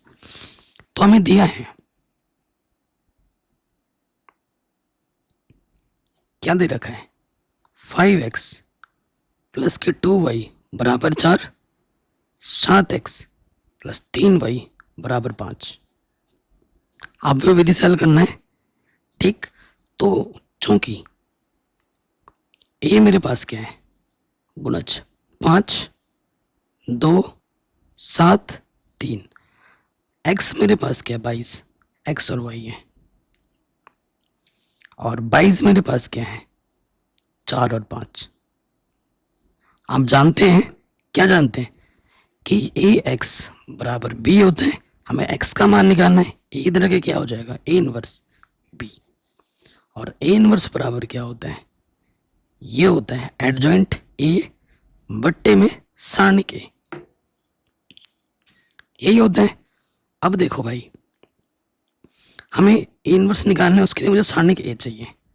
तो सारणी के ए 5 2 7 3, 5 3 15, 7 दूनी 14, 1 आ गया। अब हमें निकालना है एडजॉइंट ए के लिए। तो यहां से आ जाएगा A11 A12 A21 A22। ठीक, तो जोड़ने पे सम संख्या प्लस, विषम संख्या तो माइनस। अब देखिए, पहला रो पहला कॉलम छुपाओ, क्या दिखा 3। पहला रो दूसरा कॉलम छुपाओ 7। दूसरा रो पहला कॉलम, दूसरा रो पहला कॉलम, क्या दिखा 2। दूसरा रो दूसरा कॉलम, क्या दिखा 5। तो ये पहले कॉलम में, ये दूसरे कॉलम में आ जाता है। तो यहां से हमें क्या मिलेगा, इसलिए एडजॉइंट ए ये मिला हमें 3 -7 2 -5। अब आ जाओ x बराबर ए इनवर्स बी। तो ए इनवर्स का मान क्या होता है, एडजॉइंट ए बट्टे सारणी के, या एडजॉइंट 3 2 -7 -5 बट्टे में है 1, और बी हमारे पास है 4,5। 1 है, अब सभी संख्या को 1 से भाग देंगे, वही संख्या रहती है। गुणा करो, 3 चौके 12 और 2 पंजे 10, 7 चौको 28 और 5 बचे 25। एक्स का मान क्या है इधर, एक्स वाई 12 और 10 22 8 और 5 13, और हासिल लगा 1, 2 2 4 और 1 5। दोनों की तुलना कर देंगे, x का मान आ जाएगा 22 और y का मान आ जाएगा -53। ये हमें हमारा x का और y का मान आराम से मिल जाएगा। ठीक है, तो ये प्रश्न भी हमारा आराम से बन गया। अगले प्रश्न में हम जाते हैं। कह रहे हैं ये हमारा y है, 21वां नंबर, ये y है, इसको हल करके हमें 0 लाना है। इसको हल करके हमें क्या लाना है? 0 लाना है। बहुत ही आसान प्रश्न है। देखिए y हमारे पास है 3 cos log x plus 4 sin log x। ठीक है, अब अवकलज अच्छे से आना चाहिए, तो पहली बार अवकलज करेंगे dy बट्टे dx। cos x का अवकलज क्या होता है? माइनस का sin x, sin x की जगह पर है log x। cos का हुआ, log का हुआ, log x का अवकलज क्या होता है? 1 के बट्टे में x। sin x का अवकलज क्या होता है? cos x, x की जगह पर है log x। sin का हुआ log x का प्लस क्या होता है? 1 के बट्टे में x। तो देखो बट्टे में x दोनों के हैं, ऊपर मैं लिख सकता हूँ -3 sin log x और ये 4 cos log x। ये मिला हमें dy बट्टे dx। अब हमें निकालना है d2y/dx²। इसका मुझे दोबारा से अवकलज करना है। अंश बट्टे हर वाला फॉर्मूला लगेगा, हर वैसे का वैसा गुणा अंश का अवकलज। सूत्र में रख के दिखा रहा हूं, माइनस अंश वैसे का वैसा 3 sin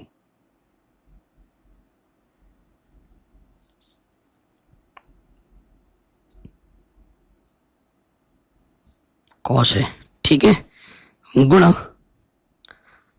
हर का अवकलज बट्टे में हर का स्क्वायर। हल कर दें x।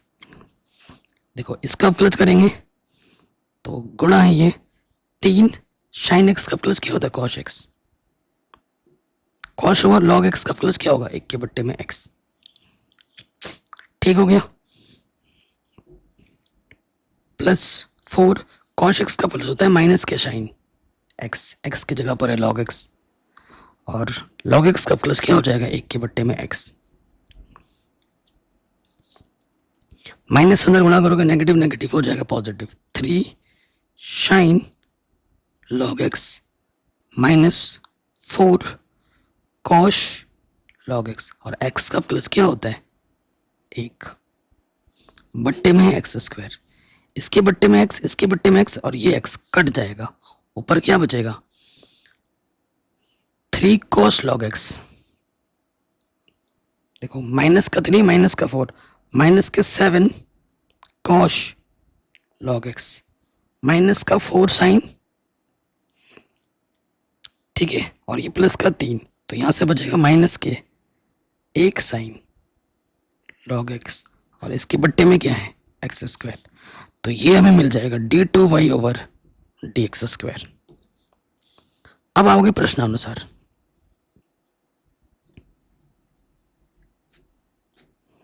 प्रश्न में हमें क्या दे रखा है? d2y/dx² प्लस, अच्छा यहाँ x² है, x dy बट्टे dx प्लस y। इसको हल करके हमें 0 लाना है, मान रखो।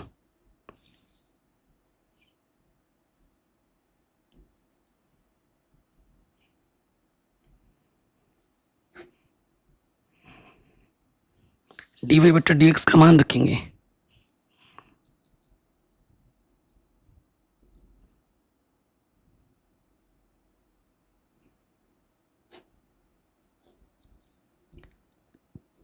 और y का मान है 3 cos log x। इससे ये करना, इससे ये करना, उसके बाद सारे पद आपस में कट के क्या आ जाएंगे? 0। यही आपको क्या करना था? सिद्ध करना था। आराम से बन गया। ठीक है, ये क्वेश्चन आपको करना था या फिर ए तथा बी में वह संबंध ज्ञात कीजिए जहां पर x बराबर 3 पर ये जो फलन है वो हमें क्या दे रखी है, सतत दे रखी है। ठीक है, हमें क्या दे रखी है, सतत दे रखी है।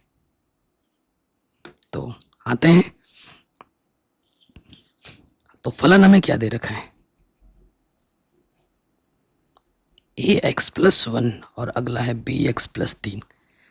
ये तब है जब x का मान 3 या 3 से छोटा है और ये x का मान जब 3 से बड़ा है। तो हमें क्या दे रखा है, x बराबर 3 पर सतत है। चूंकि x बराबर 3 पर फलन सतत है, इसलिए जो लेफ्ट हैंड लिमिट होगा, जो राइट हैंड लिमिट होगा और फंक्शन 3 की जो वैल्यू होगी वो तीनों समान होगी। जहां जरूरत पड़ेगी हम इसका उपयोग करेंगे। ठीक, कोई दिक्कत तो नहीं है। अब आ जाओ LHL। लिमिट 3 पे चेक कर रहे हैं ना, तो 3 से कम के लिए x tends to 3, function x 3 से कम के लिए क्या है, ax प्लस 1 है। ठीक, 3 से कम के लिए तो लिमिट, अच्छा x की जगह 3 रख देंगे डायरेक्ट, तो ये हो जाएगा 3a प्लस 1। अब आ जाओ RHL। 3 से अधिक के लिए लिमिट x टेंस टू 3, क्या है ये, bx प्लस 3, x की जगह पर 3 रखो।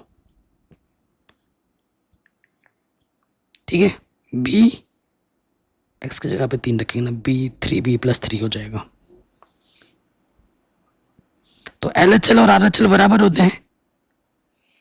तो चूंकि LHL RHL के बराबर है तो क्या हो जाएगा, 3a प्लस 1 3b प्लस 3 के बराबर होगा। प्लस का 3b इधर के, माइनस का 3b, प्लस का इधर के, माइनस का, तो 3a माइनस 3b किसके बराबर हो जाएगा, 2 के। ये हमें a और b में क्या मिल जाएगा, संबंध। नेक्स्ट क्वेश्चन क्या बोल रहे हैं कि इंटीग्रेशन के मान ज्ञात कीजिए। इस इंटीग्रेशन के क्या कीजिए, मान ज्ञात कीजिए। 22वें नंबर पे आ जाते हैं। इंटीग्रेशन को हम i मान लेते हैं। ये है 0 से 2 x 2 minus x D x. आप जानते हैं कभी भी लिमिट 0 से a के फॉर्म में जाता है, 0 से a F x D x जो होता है, प्रॉपर्टी P4 है, क्या होता है, function a minus x D x होता है। तो ये प्रॉपर्टी हम लगा देंगे, ये समीकरण नंबर 1 है। तो यहां से हो जाएगा 0 से 2, x की जगह पे क्या हो जाएगा, 2 माइनस एक्स, 2 माइनस एक्स, तो प्लस का 2 माइनस का 2 कटा, यहां से 2 माइनस एक्स और यहां से अंडर रूट एक्स बचेगा। अंडर रूट एक्स अंदर गुणा करेंगे और लिमिट हम अलग अलग ले लेंगे। अंडर रूट एक्स, एक्स की पावर 1, एक्स की पावर आधा, तो एक्स की पावर 1 और आधा को जोड़ोगे कितना आ जाएगा, एक्स की पावर 3/2। एक्स की पावर अंडर रूट का मतलब क्या होता है, आधा।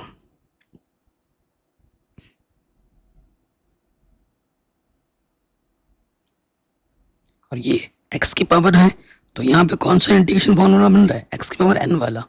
क्या होता है सूत्र, एक्स की पावर n प्लस 1 बट्टे में n प्लस 1 लगाओ यहाँ पर, तो यहाँ आ जाएगा एक्स की पावर 3/2, 3/2 लिमिट 0 से 2, और यहाँ पे आ जाएगा एक्स की पावर 5/2। जैसे एक जोड़ेंगे ना, 5/2 नीचे लिमिट 0 से 2, 2 ऊपर आ जाएगा, 2 दूनी 4/3।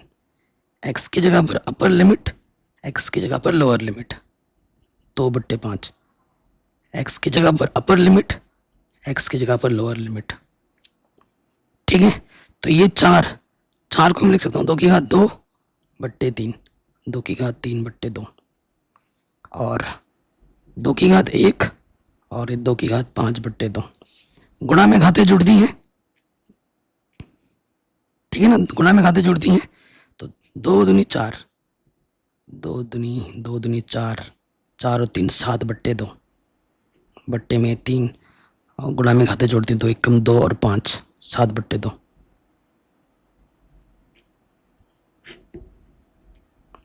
ठीक है, ये हमें हमारा उत्तर आराम से मिल जाएगा। इसके अथवा में भी है तो कोई दिक्कत नहीं, अथवा वाले को भी करते हैं, और अथवा वाला प्रश्न मैंने ऑलरेडी करा रखा है। ठीक है, मैं जानबूझ के इस प्रश्न को छोड़ देता हूँ। मैं छोड़ रहा हूँ, और ये प्रश्नावली 7.9 में आपको मिलेगा। उदाहरण में मैंने ऑलरेडी करा रखा है, लिंक्स मिल जाएंगे डिस्क्रिप्शन पे। ठीक है, खोल के देखो, पूरा मैंने गणित पढ़ा रखा है, चैप्टर नंबर 1 से लेके 12 सभी चैप्टर के इंपॉर्टेंट क्वेश्चन भी बना रखे हैं। अगला क्वेश्चन जो हर साल 8 नंबर में आता है वो ये है कि दो रेखा दे रखी, ये तो सदिश रूप में दे रखा है, कार्तीय रूप में भी आ सकता है एग्जाम में। तो दो सदिश के बीच की ज्ञान पूछ रहा है आपसे, न्यूनतम दूरी। ठीक है, वेरी वेरी इंपॉर्टेंट क्वेश्चन है, हर साल एग्जाम में आता है। 23 नंबर दिया है, क्या दे रखा है, आर वेक्टर बराबर 6i plus 2j plus 2k, फिर प्लस में है लैम्डा i माइनस के 2j प्लस के 2k। ये पहला समीकरण है। दूसरा वाला है हमारे पास माइनस के 4i माइनस के, ठीक, फिर न्यू, फिर हमारे पास है 3i माइनस के 2j माइनस के 2k। समीकरण किस रूप में होता है, आर बराबर ए प्लस लैम्डा बी, तो ये a1 है, ये b1 है, ये a2 है, ये आपका b2 है। आपको न्यूनतम दूरी निकालनी है, बस सूत्र याद होना चाहिए। न्यूनतम दूरी का जो सूत्र होता है मॉडुलस के अंदर, क्योंकि दूरी कभी माइनस में नहीं होती, हल करने पे अगर माइनस आता है तो उसे आप पॉजिटिव में ही लिखोगे फाइनल आंसर में। सूत्र क्या होता है, a2 minus a1 vector form में डॉट b1 क्रॉस b2 बट्टे में b1 क्रॉस b2 का मापांक। ठीक है, ये चीज होती है। अब इसको हल करते हैं, इसको हल करके यहां रख देंगे। पहले a2 माइनस a1 निकालते हैं, a2 माइनस के a1।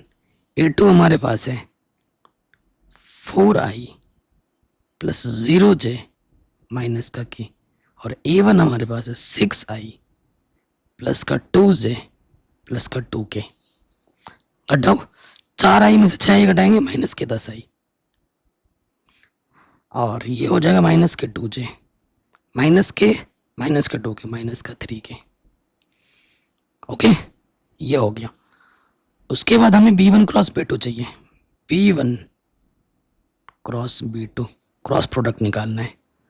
तो i j k, i का जो गुणज है b1 का 1 माइनस 2 2, 1 माइनस 2 2, b2 का क्या है 3 माइनस 2 माइनस 2, 3 माइनस 2 माइनस 2। हल कर लेते हैं।